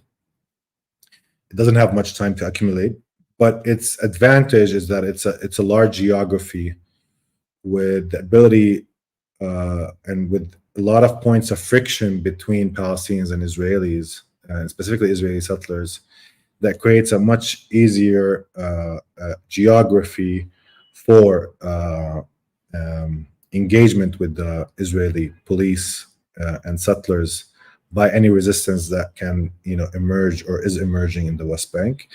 And also because it's large, Israel needs to expend a large force in the West Bank. That's always a problem with the West Bank. It's never been the most developed military or guerrilla fighting force. But if we go back to the Second Intifada, for instance, and people tend to forget that, most Israelis killed were from the West Bank, not from Gaza. So despite its less developed resistances, and despite there's a lot of different factors that play a bigger role in the ability of West Bank to both hurt, expend, and tire Israel in a way, even sometimes in certain areas more so than in the case of Gaza, for instance. So that's the element that Israel is also afraid of, is that a front in the West Bank where it will need to manage the population, despite the ability to also destroy, that it's shown it's not as easy also to commit that here in the same way, because the infrastructure is entangled between settlements and the Palestinians, because a lot of the different elements of it, unless you're going for an all-out ethnic cleansing campaign with total destruction and driving the Palestinian population in a huge burst towards Jordan, or I don't know, committing a genocide that would resemble, honestly, a Holocaust in the case of the West Bank, killing as many millions of people as you can. Israel will have a problem managing this kind of rising tide and situation. Of course, that's part of the picture, at least if we're talking. But if anybody's hoping for the Palestinian security forces to have and their elites to have a change of heart, no. And I told you this before, I think, Jared. Among Fatah also, there's a fear that Hamas would be successful where they were, where they failed, and that kind of anxiety around, the newcomers doing better than us, and not reaching the same conclusion as we reached, 20 years ago, that we should surrender to Israel, and maintaining this kind of, or building this resistance that is hard to defeat, if not impossible to defeat, changing the paradigm around Palestine as happened since October 7th, creating an opening that, Palestinians never dreamed of, although it came with a heavy price and burden. So I think that, for Fatah, a lot of people with Fatah have this kind of tense relationship with what Hamas and other Palestinian resistance groups were able to do. It's not everybody in Fatah, but that's also a sentiment, even within people who are not really part of the security system. Again, when we say Fatah, there's no real one Fatah. People are in Fatah, but they're not really in Fatah. And, there are different currents and different places. And some are just, on the margins and don't play a big role in what's happening in the West Bank or Gaza or elsewhere. Yeah. I mean, I appreciate that. I mean, to some level, I think the question for me is less about, I mean, I totally understand the point about fearing that, Hamas could succeed where they failed or that sort of thing. It also, though, at some point, I guess the question for me is like, when does I don't know. It just seems like at some point to me that logically someone would come to the conclusion that if we don't fight back, that the same thing's going to happen to us. But maybe the conclusion is if we fight back, then the same thing's going to happen to us. I guess it could go, either way there, in terms of how. Yeah, I mean, that's what they're thinking, that's what they're selling to the people, is that if we don't fight back, then we have a chance. So this is the logic, and we shouldn't fight back because Israel is crazy. But that's not really what is the center of this. This is part of, like, let's say, generally speaking, the entire paradigm of having a Palestinian Authority is that cooperation as a survival mechanism, but also in terms of the Palestinian Authority, that's the larger picture of how people tie themselves to the PA different ways, whether it's economic survival or just feeling like, okay, we can have a regular kind of life within this kind of surreal world of military occupation that chooses who to kill and not, and arrests people. But, at the end, I can still go to work and have my coffee, and I don't know, depending on your class position as well. But, for a lot of Palestinians in the West Bank, they quite had it, even the working class that works in Israel, they have a higher pay. So on an economic level, there was a bit of comfort there. There was a bit of, intricate system of control that is, I think, one of the most complex the world has ever developed. Dividing people into security threats and having biometric information and walls and permits and freedom of movement and an incarceral system that is built for Palestinians specifically, and different forms of arrest and incarceration and regular military operation and arrest operations in the West Bank, all of these things. And that's why, it's always incredible to think that there is the ability for resistance to emerge in the first place, and one that is organized and in the open, within this kind of lure of seduction of economic comfort, within this seduction of, we will not kill you, or at least will not touch you if you stay silent and keep quiet.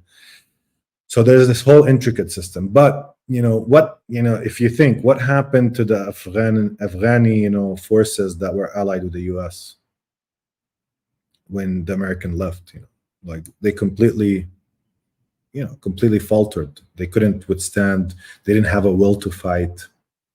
So in essence, I mean, after years of picking and knitting who's in the head of these security services, I mean, this is not a process that happens only, through Palestinian, competition. I mean, these security forces are designed by the Americans and the Israelis. The people who are placed front and center within them and are given power and means and financial through their attachment and association with the U.S. and Israel are people who have, controlled the appointment process in the hierarchy. An integral part of reforms of security services after the Second Intifada was to get rid of all the Palestinian security services members that were, backing the resistance. And not only that, it rewarded people who stood against the resistance. So, you had a complete reformulation of these security services. So this is a lot of people that have invested and hinged their whole symbolic and material well-being, symbolic, climbing the class ladder. Remember, I mean, and this is important to just point out, a lot of the security heads, they come from refugee camps and ruler backgrounds. They're not like, the Palestinian bourgeois class. They're newcomers to this class.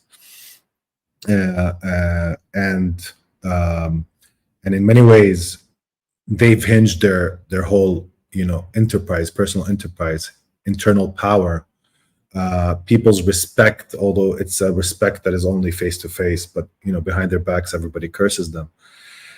On the relationship with Israel and the US. So, for them to change or shift gears is, almost surreal. They're not willing to pay a price. They're not willing to sacrifice. They're in it for their financial well-being and power. And they're in it to basically make a better life maybe for their kids, if we want to look at it positively, on some level. That, at least they're good fathers, perhaps, on some level. They're giving their kids a lot of money and investment on the expense of the Palestinian population, of course. But other than that, no. I mean, I don't think that there's any hope that there's a real change of heart within that system itself and how it's built and who runs it and how is it reformulated after the Second Intifada specifically.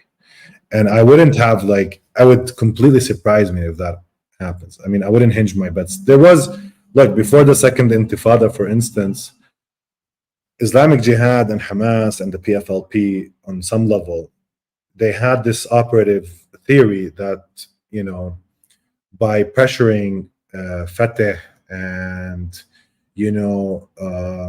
applying popular pressure on its practices and, call them cowards and people who are, collaborators and engaging in resistance as well, that you can push this system into a much more revolutionary, let's say, disposition.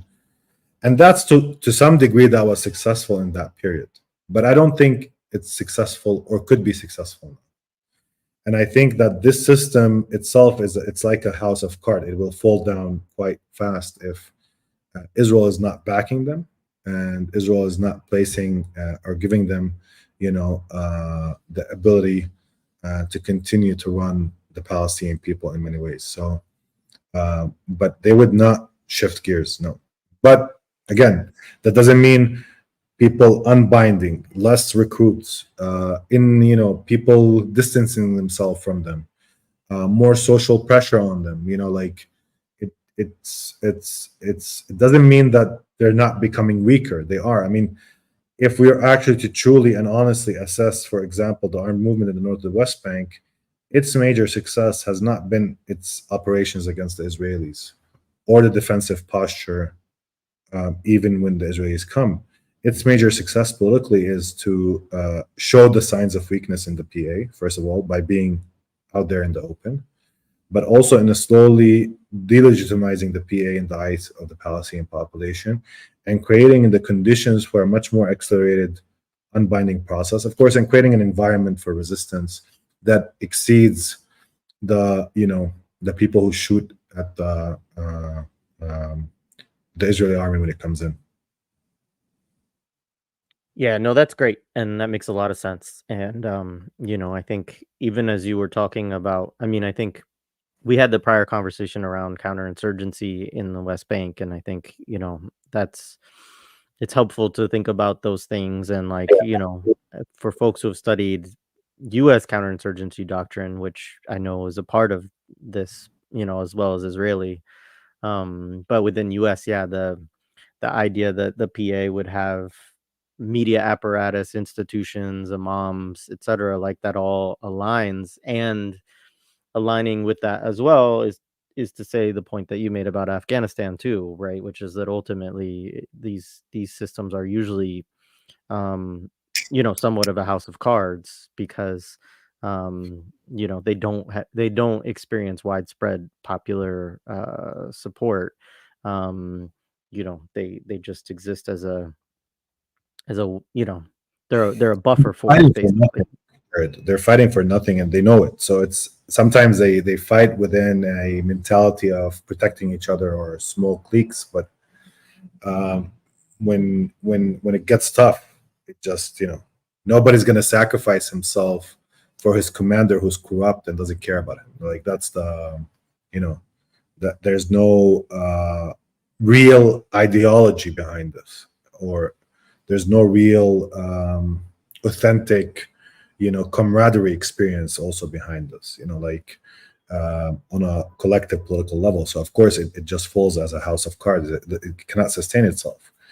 But of course we live in a complex set of arrangements here, and the apparatus here is a complicated one. It's not simple. I mean, they've invested so much in keeping us docile, so it's not surprising to me that we're docile, like in many instances. So like I think a lot of Palestinians come into this. It's like, and I understand it. It's like the question has never been in Palestine why we should rebel. The question, because that always seemed obvious. We should always rebel because the conditions that we live under, people controlling us. There's a direct occupation, military, army. The the whole threatening posture and violence of building settlements with guns and asserting themselves in this kind of sadistic position vis-a-vis us, and the prisons and the pain and the torture and all of these accumulative experiences that we have. Now, in the past 10 years, people have been asking, why aren't we rebelling?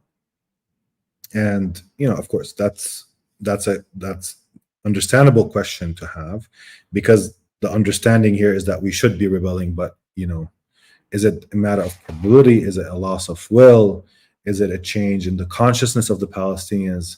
What forms of subjectivities have risen in many of these areas? Is it a matter of defeatism or the fear of and most of the intellectual conversations, specifically for people who are interested in rebellion or revolution or whatever, or intifada or whatever, is around why are people not rebelling? Is it the financial mechanism, the incentives, and this system, and even the work of Daqqa, for instance, has to do with that. But in the changes within the prison, which he sees as a microcosm for the changes outside the prison, or if we go to Basil's, some of Basil's also work and engagement on a day-to-day basis, or if you go to a lot of like the different Palestinian intellectuals that engage this from this idea of revolution should be happening but it's not happening, the Intifada should be arriving but it's not arriving. So why? And asking that question and the levers of it. Now, of course, there's corrosion, there's force, but that can explain everything. There's on some level consent, there's on some level fear, anxiety, inability to imagine a different world, fear of liberation itself, as we spoke also the last time. Yeah, I don't want to go more into it, but yeah. No, we could go into it though for hours, I'm sure. Um, but let's go to the other piece. I want to give a little bit of time that we talk about this other piece, which I really encourage people to read. Both of the pieces are excellent, but this one's a little bit of a lengthier piece. And it's the one that's in Radical Philosophy. It's called Shock Without Awe: Zionism and Its Horror. It is linked in the show description. Um, So, this is a concept we've talked about a little bit in a couple of our most recent conversations, of this notion of, the ability of the Zionist army to shock, right, but not to awe, right? It doesn't inspire people by its actions. It causes people to kind of revulsion, and horror. And I wanted to read a quick section of it. So you write, this doctrine, this is referring to the doctrine of shock and awe. This doctrine emerged in the twilight of the Cold War, aspiring to display a sanitized, swift, economical, and formidable use of superior firepower in a newly one-sided or asymmetrical imperial conflicts. Sorry, in newly. So just to clarify for folks, it's saying after basically the fall of the Soviet Union and the sort of end of the Cold War, right? That you have a unipolar world in which this kind of emerges, these one-sided asymmetrical imperial conflicts. Um, the doctrine was in, I'm continuing, it was intended to overcome the bloody and failed history of engagements like Vietnam, where the combination of an indomitable Vietnamese will to resist, coupled with high American casualties and a large and growing anti-war movement in the United States, forced the empire to withdraw and cut its losses. The impact of Vietnam on the ways the United States would reconceptualize its war machine was and remains tremendous. The new priorities would be avoidance of long, intractable battles, clear definition of strategic objectives, rapidness and speed, and the tendency to rely more emphatically on air power and other forms of remote firepower, end quote. So, it's interesting. Like, as I was reading this piece, I was thinking about that, and it's certainly very true for um, a lot of, especially in the 90s, 80s and 90s, like these wars where the United States didn't want to use, you could think of Grenada, we could think of the first Iraq War, you could think of the the operation with Yugoslavia, which was a NATO operation. But these things where the United States would, use, if it was involved, it would use a lot of firepower and pretty much end quickly. Not large troop deployments, not deployments that would put people in harm's way for a long time. Somewhat part of my mindset as I was thinking about it, it was like a little bit of a contradiction though with like the Iraq and Afghanistan wars, which certainly included those elements, especially in the beginning. But then there were these troop presences that got bogged down for a very long time, and maybe they didn't result in high casualties. So maybe that's part of the distinction. But I know you're also thinking about this not not strictly with US history, but thinking about it with the history of conflicts between the Palestinian people and the Zionist entity, and thinking about how most of these wars, or battles, or the intifadas, that they're usually relatively brief, and that this obviously, to come to some of what we've been talking about in this discussion, that this war is now 11 months and it is still, ongoing very much, and it's still marked by these massacres, right, as the massacres of civilians, of hospitals, of schools, of things that just cause people to revolt, or revulsion. But in addition to that, I lost the point that I wanted to make there. But anyways, that's a distinction for sure. And I know what I wanted to say is, like, you also make the point in this essay, which I really think is an important one too, of like, now we see the impacts, right? Because of social media, because of the proliferation of cell phones and things like that, even if all the attempts by Israel and the United States to kind of sanitize what we can see, to keep things out of kind of the public eye, that they really can't control it at this point. The images do get spread.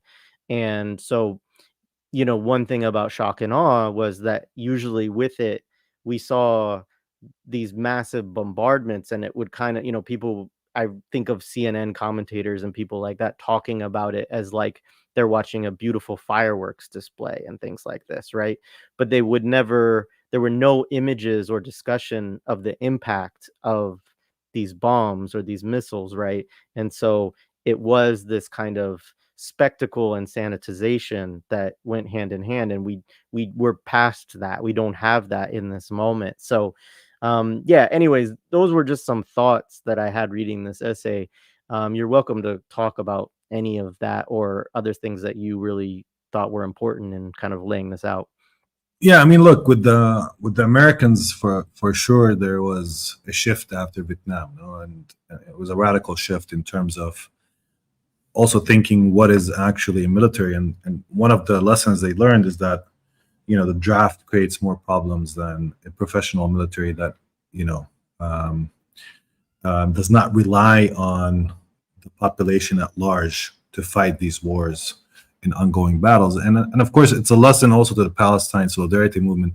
It doesn't mean that it has the same repercussions like the anti-war movement in Vietnam. But, because I think, unfortunately, there's a lot of people in the left in the US and North America and of course in Europe specifically, not in South America, for instance, or in other areas, that have much more reservations about supporting the Palestinians based on, the Islamist component, Hamas component, and that reticence, of course, coupled with Israel's historic weight, if we want, in the collective, I don't know, psyche, if we want to call it like that. Perhaps it's too much in North America and Europe, creates a different paradigm on how movements engage with Palestine specifically.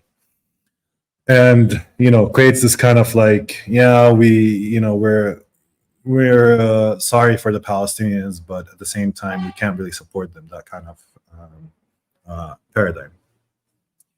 But having said so, it was a central component that these military campaigns in the 60s and early 70s, specifically in Vietnam, although they were destructive and used air power, and more than, I think, 3.5 million Vietnamese were killed in the war,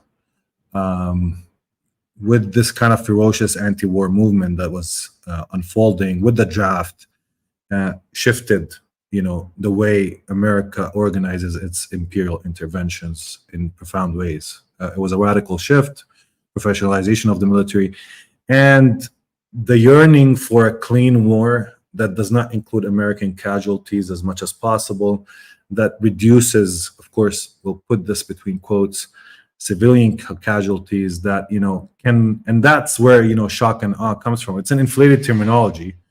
And it was contested even within military circles itself, because a lot of military people were like, "What is this?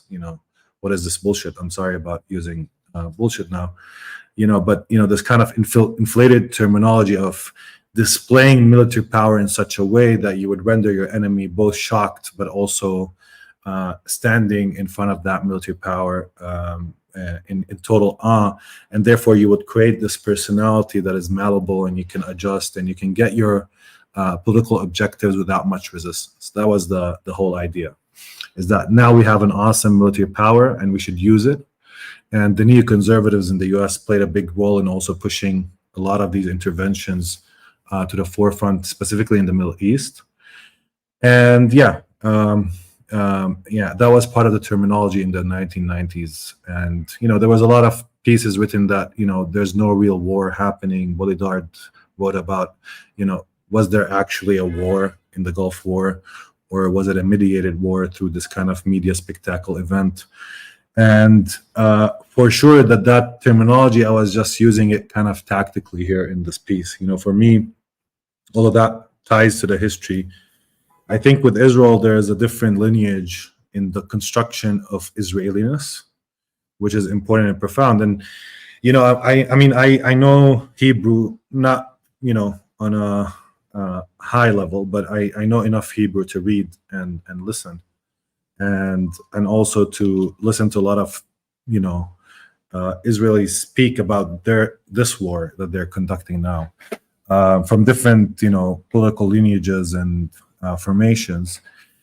And what I got a sense is, also from looking at their media, etc., is that, the other day I was watching a podcast, and this kind of important intellectual in Israel is saying, yeah, we kind of restored deterrence.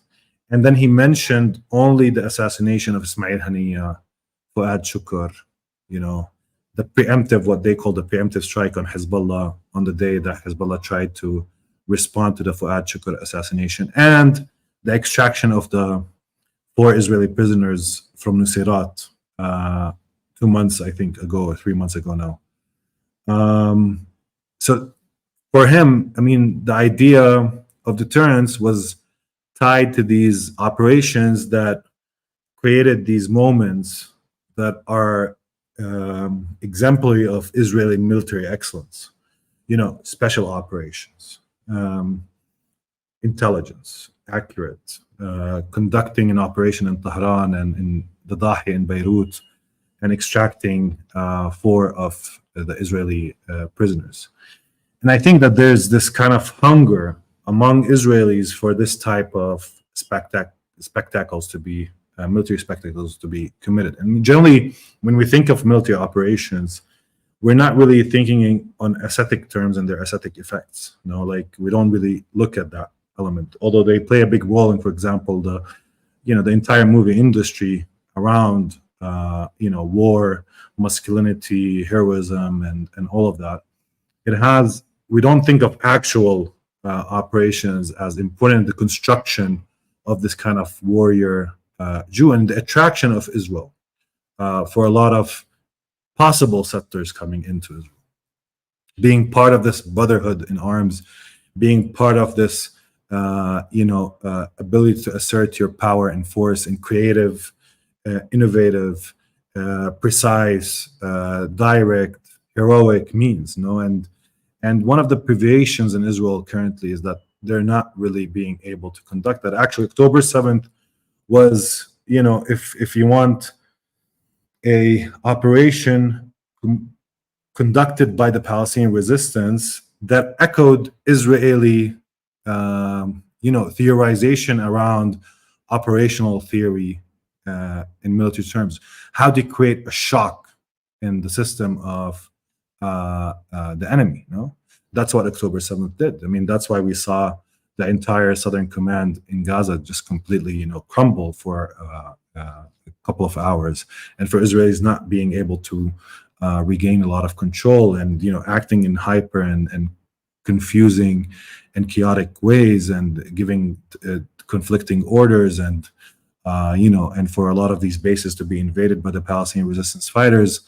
And also for a lot of the decisions that happened on that day, slowly they're coming out, which I already was pointing towards them in the beginning, is that there was actual battles, and a lot of the Israelis that were killed, including a lot of the civilians, were not necessarily killed by the Palestinian fighters.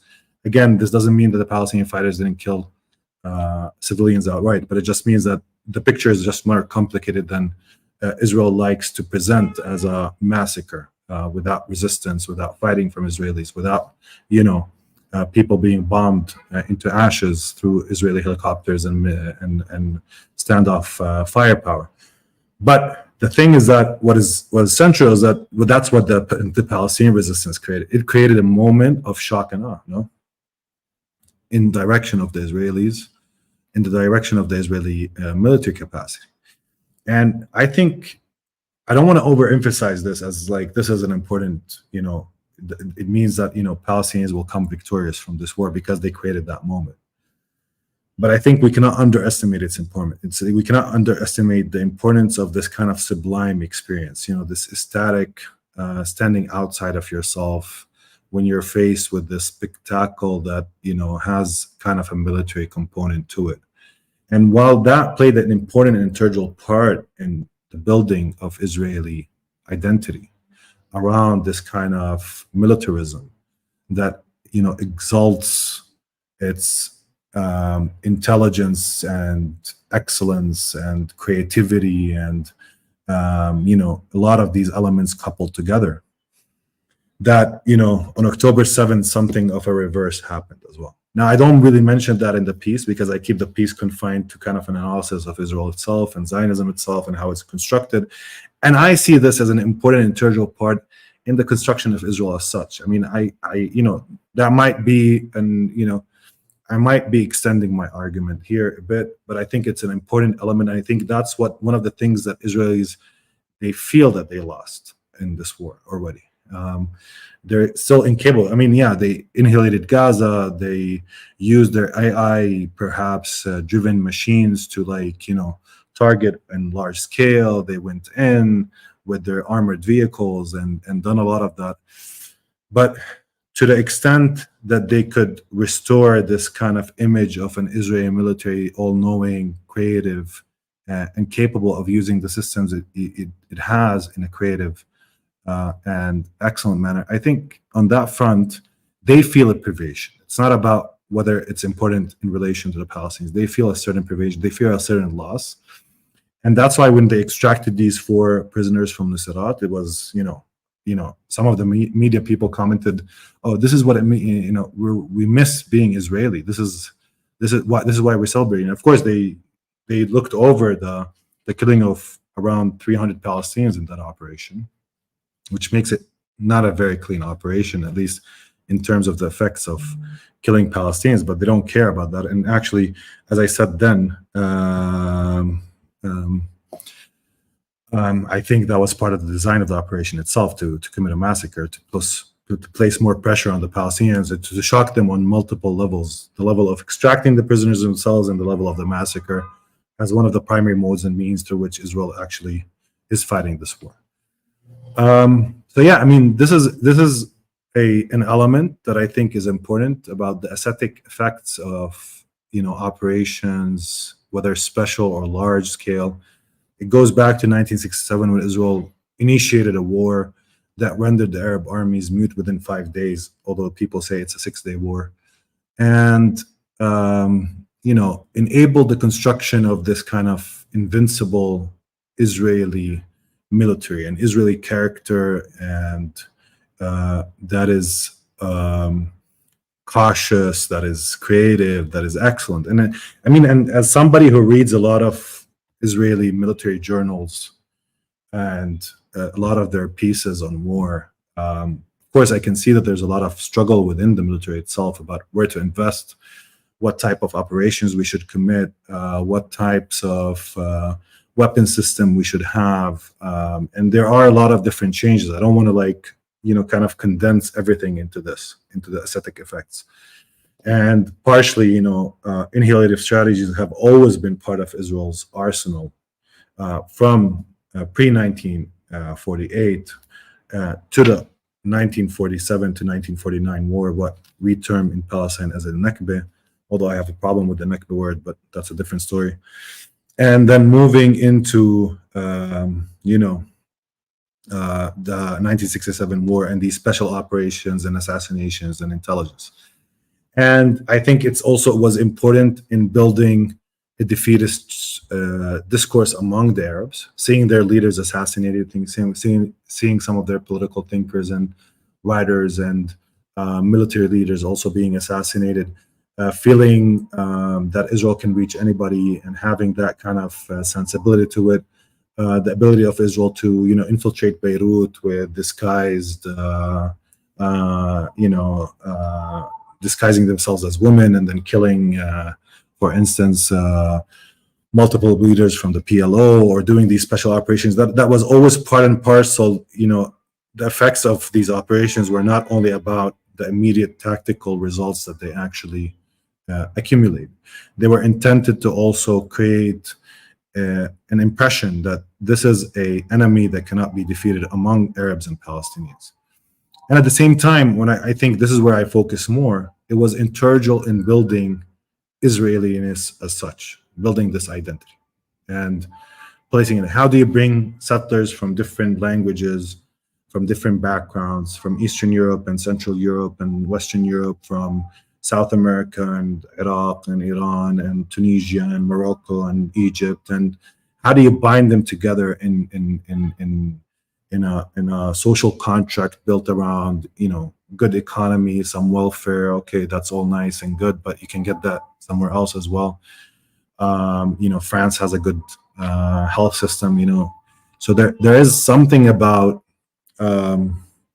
exercising power in a specific way that plays a role, specifically in contrast to this kind of Jewish history that Zionism actually rejects, which is the Jewish history of victimhood, of being docile victims, which is not completely accurate, of course.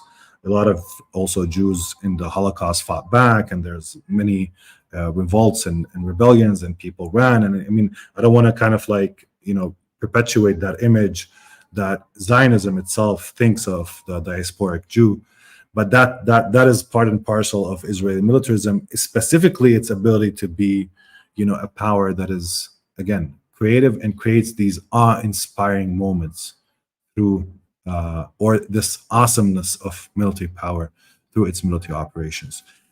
So that piece was about that, and I think that this is where one of the domains where the Palestinian resistance won.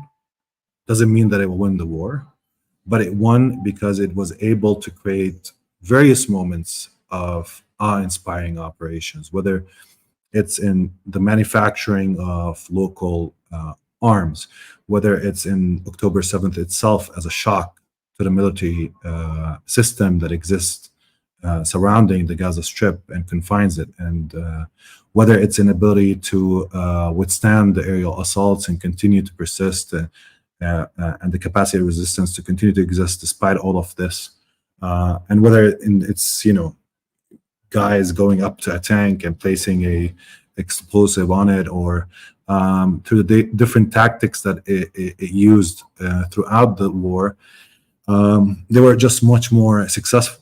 I mean, and I'm being very objective. I'm not trying to speak from a Palestinian point of view, to be honest. Just looking at this picture, they were just more successful in both the aesthetic effects of their operations, in what they galvanize in the viewer, but also in the ability to beat Israel in its own domain, which is creativity with inventiveness and the ability to inspire awe among both enemy, friend, and neutral people. Right on. First of all, I just gotta say that this comment has nothing to do with the show at all. I just want to say that. Is this an intergenerational fight? Yeah. Because people think that millennials are killing capitalism is actually is anything other than a joke, really, a sarcastic remark. But anyways, it is an aspiration, of course. But yeah, it isn't. I wish that millennials were killing capitalism. But the point in the comment is that the boomers killed capitalism. That's the. Yeah, that doesn't make any sense either. But they certainly did not.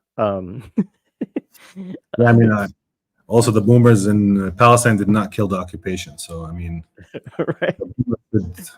They should be more humble. Yeah. Gen Z and Gen Alpha. Hopefully, you can do it. All right.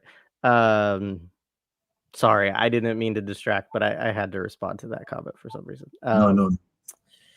So there is some comments in the chat that actually are worth a little bit more engagement, and I think that as you said, that's an area in which Palestinians can claim a success, right? Is kind of disrupting this understanding of that Israel had of itself as a military force, and its ability to shock and awe, its ability to do these strategic and quote unquote heroic operations. I know that you are trying to look at that objectively and say that you're not actually saying that these are good things, right? But just saying that on an aesthetic level, and in terms of how people would look at them. And as you noted that, in some of our previous conversations, it is the Palestinian resistance that in this war has shown its ability to continue to do things that seem heroic at times, brave, Yeah, and honestly, with, they exceed, they exceed the impossible. Like that's yeah. one of the elements of the sublime, or like as if you're, and as if you've set an impossible task, but then you eventually kind of overcome it. And Israel, but for instance, pre 1967, Israel society felt that they're cornered. They did 1948 war and they ethnically cleansed, but they were cornered by these Arab states. And Nasser was threatening. Abdel Nasser at that time was the president of Egypt, and they're like a small state. Their economy was still less developed than it is at this moment, and they're standing in front of an abyss, still uncertain about their future ability to actually exist for the long term, and that they come up with the solution, which is the 1967 war and the expansion of Israel 3 times more its size. Eventually gives up some parts of the Sinai, to Egypt, and does these peace deals, and also with Jordan and other areas. But that was a moment where Israelis were exceeding kind of the impossible, at least in their own self-constructed narrative. Now, of course, there's an element of mythologization in all of this, and we shouldn't, buy into these narratives easily, because the history is just more complicated than that. Even in the war itself and its conduct and how it unfolded. But one of the elements that we need to grasp is that October 7th is a reversal of such on this level, on just the level of thinking through the impossible and exceeding it, on the level of these sublime moments. Now, that doesn't mean that Palestinians didn't produce these moments before or didn't produce certain aspects of it. But this was a much more well orchestrated operation. In Palestinian terminology, when we say an operation, we say amaliya, and it has these kind of 2 components to it. One is a continuous process in time, amaliya, or also this kind of event that has a beginning and an end, but also in its military terms of shocking your enemy's systems and how they operate, and then also in the way you commit this act. And in fact, one of the elements that Israel wanted to use, of course, it wanted to weaponize and have, a justification to commit this innovative strategy of moving towards an expanded Dahya doctrine type of military. But if we look at their discourse even before that, before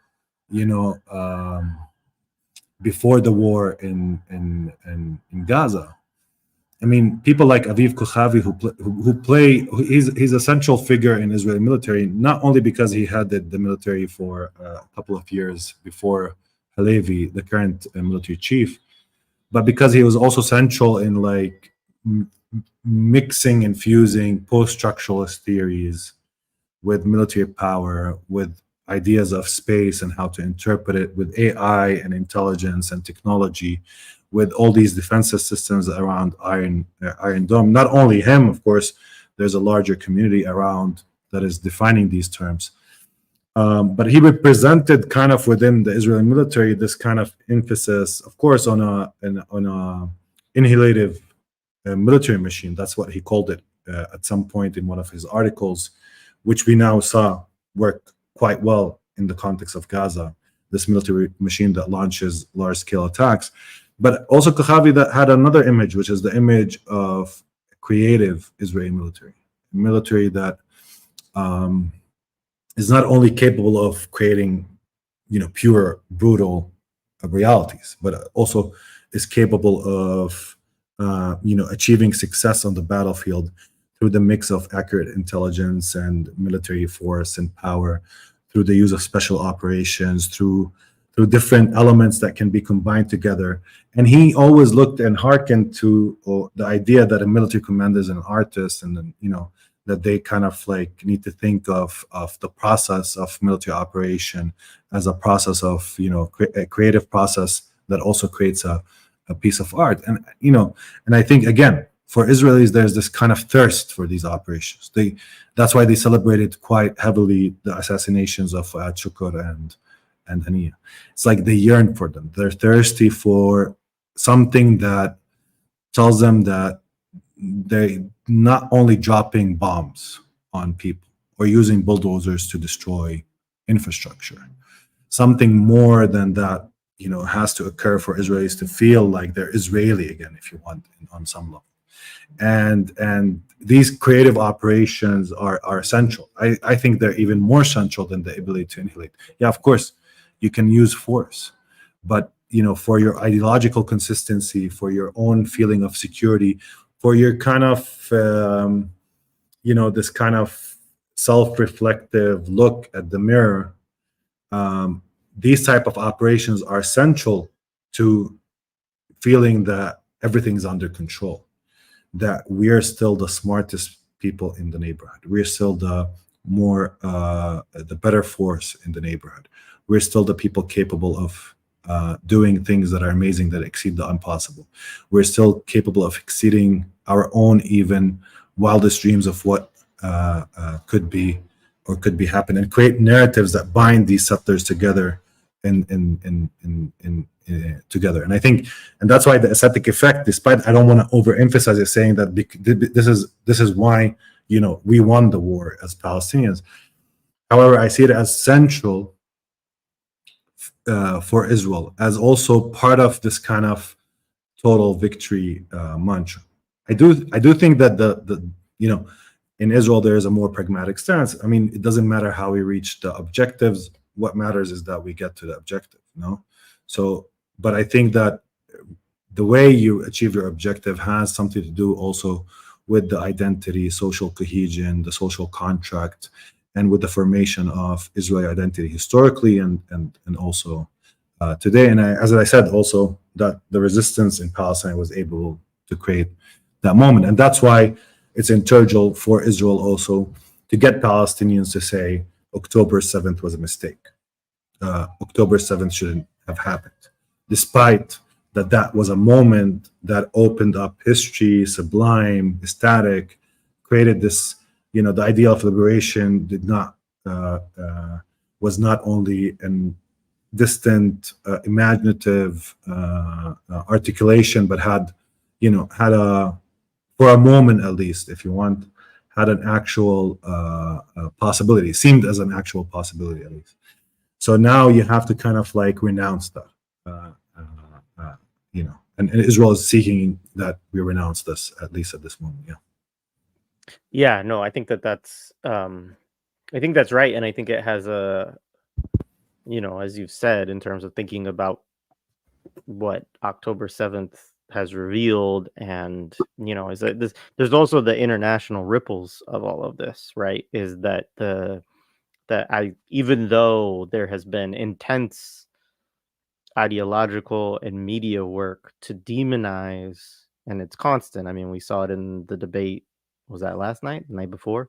Kamala Harris saying, that specifically pointing to October 7th, going to certain claims that have been debunked many times and things like this to sort of, again, justify Israel's right and that the United States will continue to support them, indefinitely. But I, I, I don't, that is still very contested terrain. I mean, I think among a lot of people, they don't see October 7th that way. Now it is complicated, especially within different movements, because, movements think about who are we appealing to, and, how are we crafting our narrative, and what do we want to say and not say. And as you pointed out, and we've talked about in terms of the question of Hamas and the left in that conversation, certainly there's even a lot of left-wing discourse that seeks to distance itself from October 7th and from Hamas and from Palestinian resistance. But I also do think that there's part of the reason that discourse exists as well is because there's the opposite. It is because there are students on college campuses, and there are people who, platforms such as ourselves and others that, don't agree with that, don't think that there's anything that needs to be renounced, don't think that there's anything that, that we need to demonize or whatever about Palestinian resistance to settler colonialism. So, and I think that the point too, though, is this shift now in Israeli of these operations now that are viewed with shock and horror and revulsion, that also has a different, very widespread impact on people, because even among those people who might be uneasy about supporting Palestinian resistance, they also, many of them, are even more uncomfortable with, how brutal the kind of responses of Israel have been. Now, certainly, this doesn't ultimately, that's not the logic that the United States or the UK or, the European Union are operating under, because as we've talked about, there's all of the material components, there's the security, components, there's, the role that Israel plays as a bulldog or whatever people want to call it in the entire region, that, you know none of those forces are ready to let go of at this point. Um, but I do think that there is a kind of a crisis around that in a way that you know did not exist at all before October 7th. In terms of these being things that are then contested between populations, institutions, governments, within the West in ways that they weren't before, and also in very much in other parts of the world too. So anyway, I think that I'm just saying, I think the points that you raise, there's a lot of different ways that we can think about them in which I think that they have meaning. No, I mean, I agree. I was just going to comment. I mean, of course, I mean, like, also thinking about ascetic dimension is important for movements because it's how you're appealing. There's a charismatic powers to social movements, political movements, for people organizing. I mean, that's an integral part of even people's association with historical figures, for their rhetorical capacity or the way they presented themselves, or the symbolic representation of these movements and what they carried and didn't carry and how they held themselves together. So there's an element to that, even within movement building. And when it comes to just like a slight comment, it's true that Israel is at its weakest point. I mean, we shouldn't have any doubt about that. I mean, it's currently in its weakest point in its history, specifically after 1948. It's suffering. It's more dependent on its allies than ever before. And those who support it have a hard time defending. And I think this goes to your point, is that there's a lot of people that don't want to really support the Palestinians, but they cannot find the means or ways to actually articulate a coherent defense of Israeli and its practices, specifically within this unity that is in the heart of the Zionist movement and the way it's presenting itself in terms of its military operations and conduct. And of course, that's part of the reason why also war needs to become perpetual, because you're waiting for better conditions. You're waiting for a decisive end. If I went all in, then I have to also present, large-scale results. And war continues to stretch endlessly because, as much as decisive as you want to be, that decisiveness might not actually come about as you thought or perhaps hoped. But the fear, and this is what I write in the piece, is that, as us in, Palestine, and I think a lot of other peoples across the globe look at this kind of aging empire. I mean, I'm not talking about Israel. Israel is just one element of this aging, weakening, empire that prints money and slowly is having more competitors on the global scale. That as these political formations, like the United States and Europe and their alliance and NATO and Ukraine and and all this geopolitical and economic changes that are happening. I mean, Israel provides what seems to me a way for this empire to extend its time. And that way is through looking at sheer brutality as a solution. At the end, America has nuclear weapons, have a large military force that it can use in ways and means that also echo the Israeli policy and what it did in Gaza in this very condensed space, bombing it more than Dresden in World War II, throwing at it 2,000 Cater bombs, annihilating the physical and urban environment. And I think a lot of people in the world are looking at Israel as what could become a global hostage situation, an empire that refuses to fade without also exercising its brutality in some way or the other. And that's Israeli hope as well, that the Americans, they'll follow suit. I mean, this doesn't take away that Americans were already brutal, at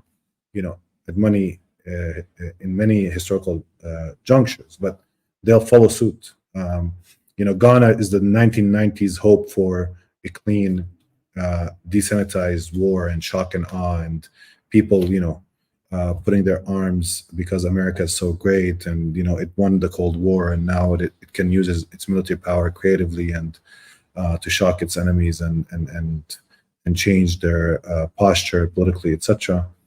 But now that the solution will be, in military terms, more brutality, more and more forms of pure horror. So that's just that's what I wanted to say. I think that's right, and I think that's why, in my opinion, the conversation we had with Kalia Kuno recently in terms of how people should think about organizing themselves, knowing that fascism is ultimately all that this empire has, kind of left in its toolkit, and that's going to have an impact domestically as well, and so in terms of our own organizing, we should prepare for that as well. So a couple other things. Let's see. I wanted to bring up this conversation, okay. So, again, to this discussion a little bit, right, of things about, thinking about the stories that Israelis tell about themselves, right, of, obviously, losing that creative edge or that ingenuity, that you talked about a little bit, and the kind of overwhelming dominance, the ability to quickly restore deterrence. This question of how does it play in, or does it, do you think to Israelis, to psyche of people in Israel, to the government, in terms of the fact that they are so materially reliant upon the United States, for example. I don't know whether that is or not, but it's an interesting question to ask. You mean American support, just to get the question? Yeah, just basically saying that, like, does it register, do you think, or how does it register for, a country like Israel that, it couldn't still be fighting this war if it was not being constantly, re-upped with weapons from the United States, and monetary support and things like that, that it needs the sort of imperial metropole in some ways, right, to support the colony in order to maintain it. Do you have any thoughts on that? Yeah, of course. I mean, like, the first thing is that you can look at this alliance / dependency that Israel has as a weakness, and at the same time you can look at it as a strength. Currently, I mean, the idea of Israel looking for autonomy, of enabling its own manufacturing base. I mean, Israelis have always had this knack that we should decouple as much as possible from our reliance on, America or Europe more broadly. Although historically, I mean, just the simple fact, Israel was implanted by the British Empire and strengthened through the British Empire. And the Germans came in with a lot of money after the World War II and saved its economy. And the French were supporting its military, and large-scale American investment in this project called Israel, picks up in the late 60s and becomes an integral part of American foreign policy and continues ever since. And even Israel trying to, for instance, in the 70s, they tried to create this project for building their own airplane, air jet or fighting jet, and it failed. And they needed American support, and they still rely on, for example, air jets and parts and technologies that have to do with these complex, expensive weapon systems that are either designed mutually between the Israelis and Americans, or designed by the Americans and given to the Israelis, or manufactured eventually in America. So that reliance has always been there. But among Israeli right-wing, for instance, elements, there's always been this idea that we should be independent, autonomous, and we shouldn't rely on our imperial backers, because the more we're reliant on the empire, the more we're pushed by it in different directions that we might not want to. And at the same time, the more autonomous and capable of autonomy we are, the more our ideological form of self-realization can be placed. From the beginning of this war, the idea that Israel needed American carriers to come to the region, or that America and the British and other countries are fighting its war in the Red Sea with the Yemenis. The idea of a multi-front war that Israel exalts currently, it is in a multi-front war, but in a very limited sense than the one envisioned in the past 10 years. And there are fronts that it cannot deal with at the same time, and it needs American deterrence and weaponry as well to contain the situation in the region and more profoundly. But it has some tools, of course. It's an arsenal, nuclear weapons, for instance, and the possibility and specter of their use. It has the power, perhaps, of the lobby in the U.S. to push American foreign policymakers in ways that maybe American foreign policymakers do not want to be pushed. I'm not sure about that. There's a lot of disagreement around this. I'm not sure, but at least there's an element to how the lobby operates that maintains consensus around Israel in different ways. So, yes, the Israelis asked themselves, and I remember listening to a conference or maybe reading something from somebody who's important. He asked, is the American carriers, an Israeli asking, is the American carriers coming to the Middle East a sign of strength or weakness? And I think in ideological terms, of course, it's a sign of weakness. But for the conduct of this war and the attritional, it doesn't really matter. What it matters in this kind of, again, negotiating process that are happening behind the scene over policy, over the way Israel is toying with the U.S. and the U.S. is toying with Israel, the way each actor tries to preserve their interest, because as much as they like to say that their interest is completely, aligned, I don't think it's necessarily completely aligned on a lot of different things. Of course, other people have a different entry point into this. I've heard analysis that says the Americans want this war to continue, and they want to teach the Iranians a lesson, and therefore they don't have a problem with its expanding, because Iran is the weakest link between Russia, China, and all of these different actors. A lot of the foreign policymakers and think tanks in the U.S. see as their, rising enemies, and that maybe if we teach a lesson to Iran and its, and its allies in the region, then the other actors would heed not to play or toy with the Americans. So there's a lot of different entry points into the analysis here. But I do believe that, at least when it comes to specific elements, we saw the effect of the negotiations that is happening between the Americans and the Israelis. One, for instance, on how Israel still destroyed Rafah, but doing it in a different manner.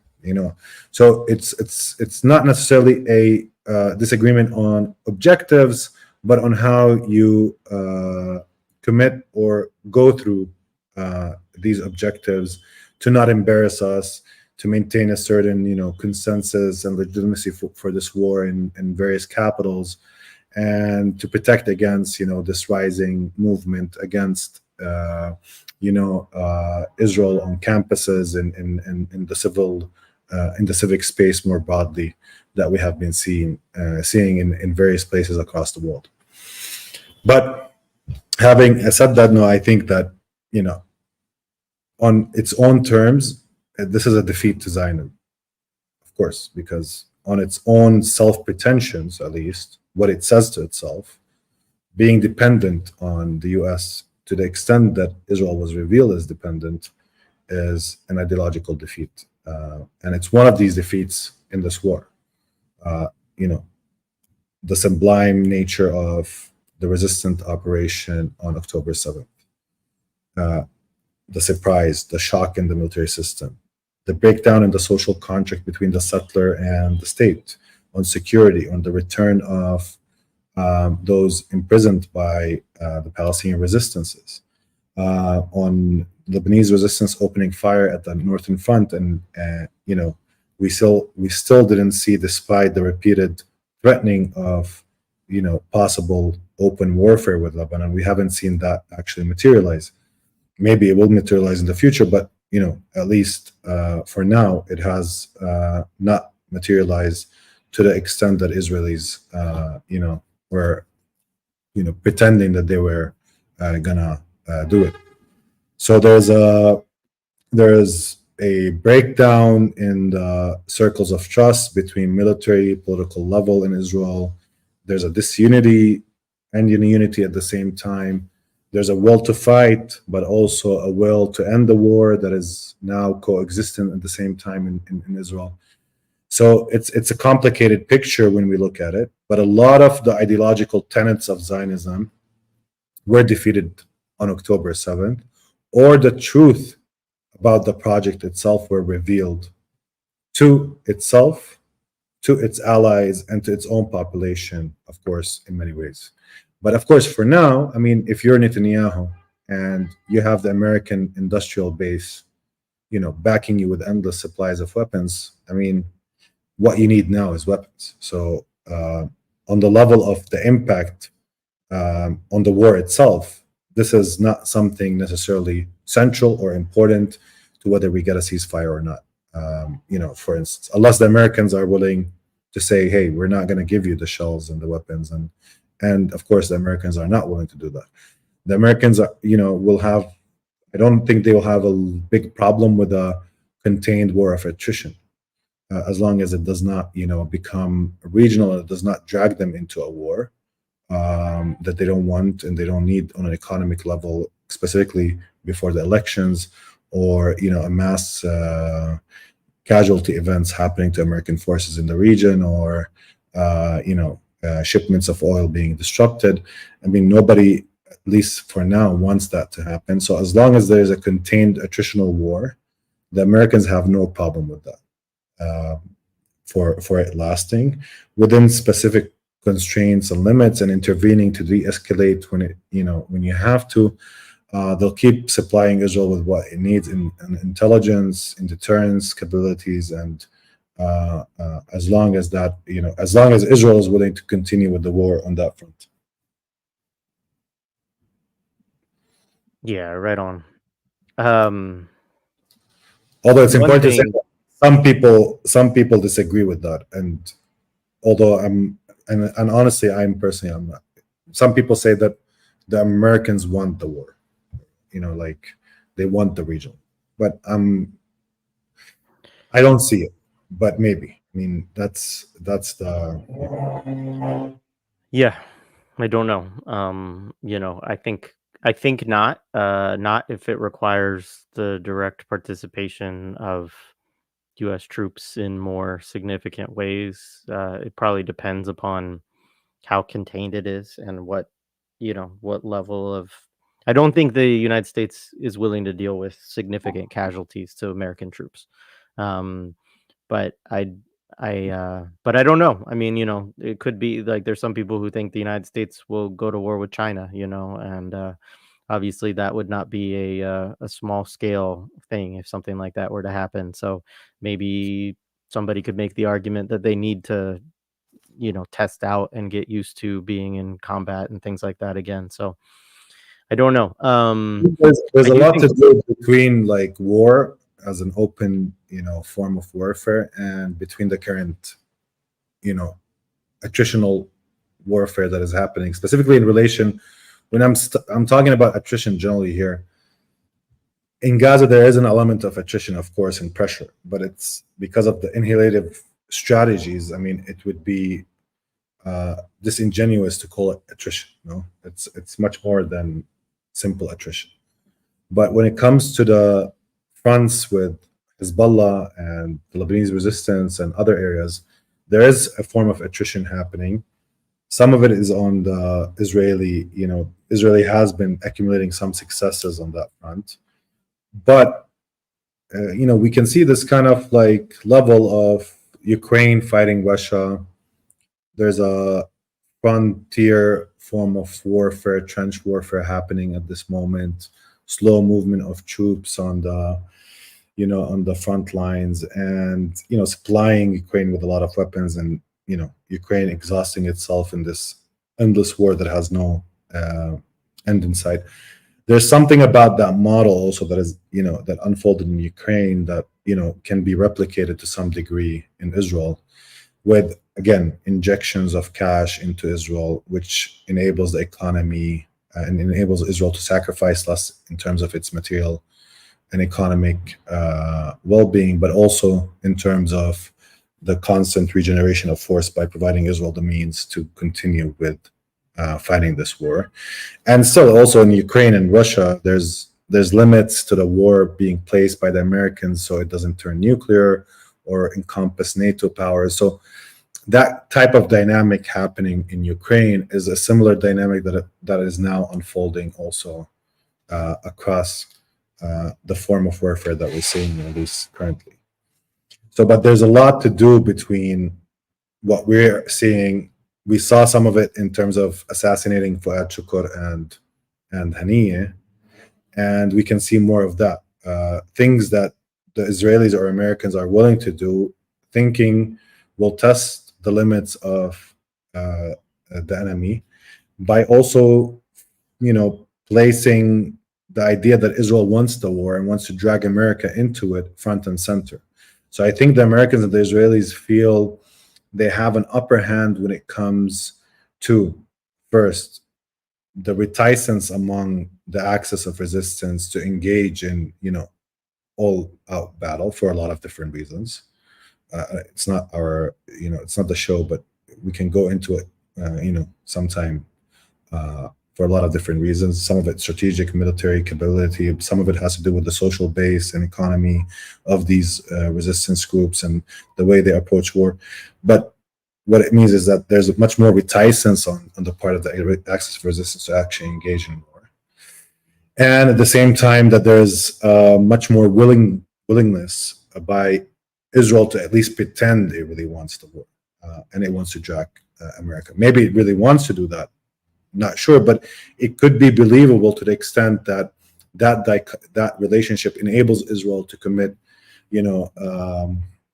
operations that escalate without achieving, without going totally into a form of open warfare. Personally, I doubt that the Israelis want a war that would see their own society being targeted extensively. And I think that's the only reason that they have, because even if America comes into the war or fights this war, there's a lot at stake for Israel itself. Not only the belt of fire that the axis of resistance has built, which has not really been used in this whole 11 months, except for a very specific form of, targeting that, Hezbollah has been using. Would be costly on Israeli society, even with the air defenses that they have and otherwise. But at some point, the Israelis will have to determine, like, are they willing to take the risk or not?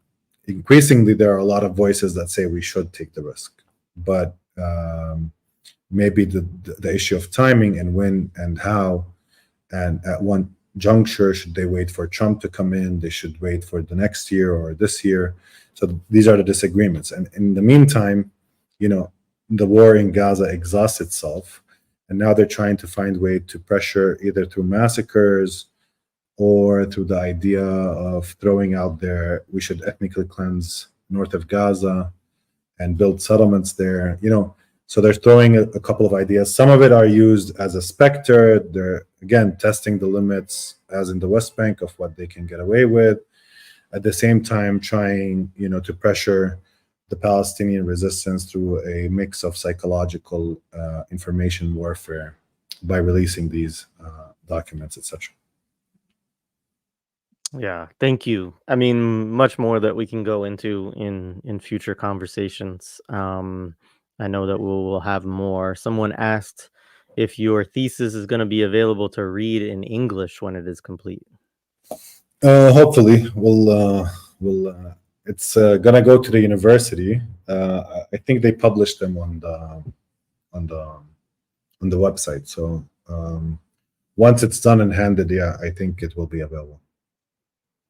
But it's not good, so you shouldn't read it. It will be good. Stephen, thank you for the contribution. There's been all kinds of ridiculous chatter about millennials in the chat this time. People got really distracted on that. I'll just say a couple things. Or a lot of hate or love for millennials. So one, I mean, I've addressed this multiple times over the years, but I know not everybody has listened to all like 360, 70 odd conversations that we've had over the years. But I will say that at the time that we created the program, right, there was which was 8 years ago, in a few days, that there was, or maybe 7. I don't want to get into that. Anyways, there was a lot of headlines, right, in newspapers that would say millennials are killing the car industry. Millennials are killing the housing, stock. Like, there's all this discussion which really had to do with a specific context, mostly in the United States, but also maybe in places like the UK, where because you're finally getting to a place where, like, kind of some of the generational wealth of people would have been exhausted, and people didn't have the resources to be able to buy houses, and their jobs weren't paying them as much, wages had stagnated, right? That the reality was, people just in that generation of millennials, which starts in 1981, which is I'm the oldest millennial officially, that that there was not an economic basis for millennials to be doing those things, right? And so Josh and I, the co-hosts, especially on the audio side, we just decided that millennials are killing capitalism would be what we call ourselves, to try to flip it on its head a little bit and turn it from a bunch of disrespect from media outlets, bourgeois media outlets, to a kind of aspiration, because we believe ultimately that we have to defeat capitalism. So anybody who thinks in the chat that, like, we think millennials killing capitalism is bad, or that we're against younger generations when we are ourselves millennials, it doesn't really, none of that has anything to do with it. It really, and we've never focused as a podcast or a platform around just interviewing millennials, or around an idea that millennials are the revolutionary subject of history. I think we don't believe. What's that? I think they are. So I mean, you think they are? Okay. So all right. I don't respect any other generation, so that's my. I'm joking, guys. I'm joking. No, so I know. Anyways, I'm sorry. I shouldn't even reply to this stuff, but it literally, people were really getting into it in the comments, and so I had to just say, to clarify, folks, that But what is the origin? Why they're objecting on it? Like, why is there hate I don't millennials. really understand. I think the way I read the comment was that, I'm an old white guy who is berating younger generations for doing bad things, and it's like nothing about that has anything to do with the politics of the show. In fact, if anything, I'm very, uh, I'm always inspired by um, the activism, resistance, of younger people in large part. Even as I am admittedly becoming an old white guy for sure. But um, you know, eh, so anyway, I just wanted to clarify that and just say that. But Aboud, thank you so much for this conversation, for your writings. Again, I encourage people to pick up and read both pieces. Um, and I know we will do it again.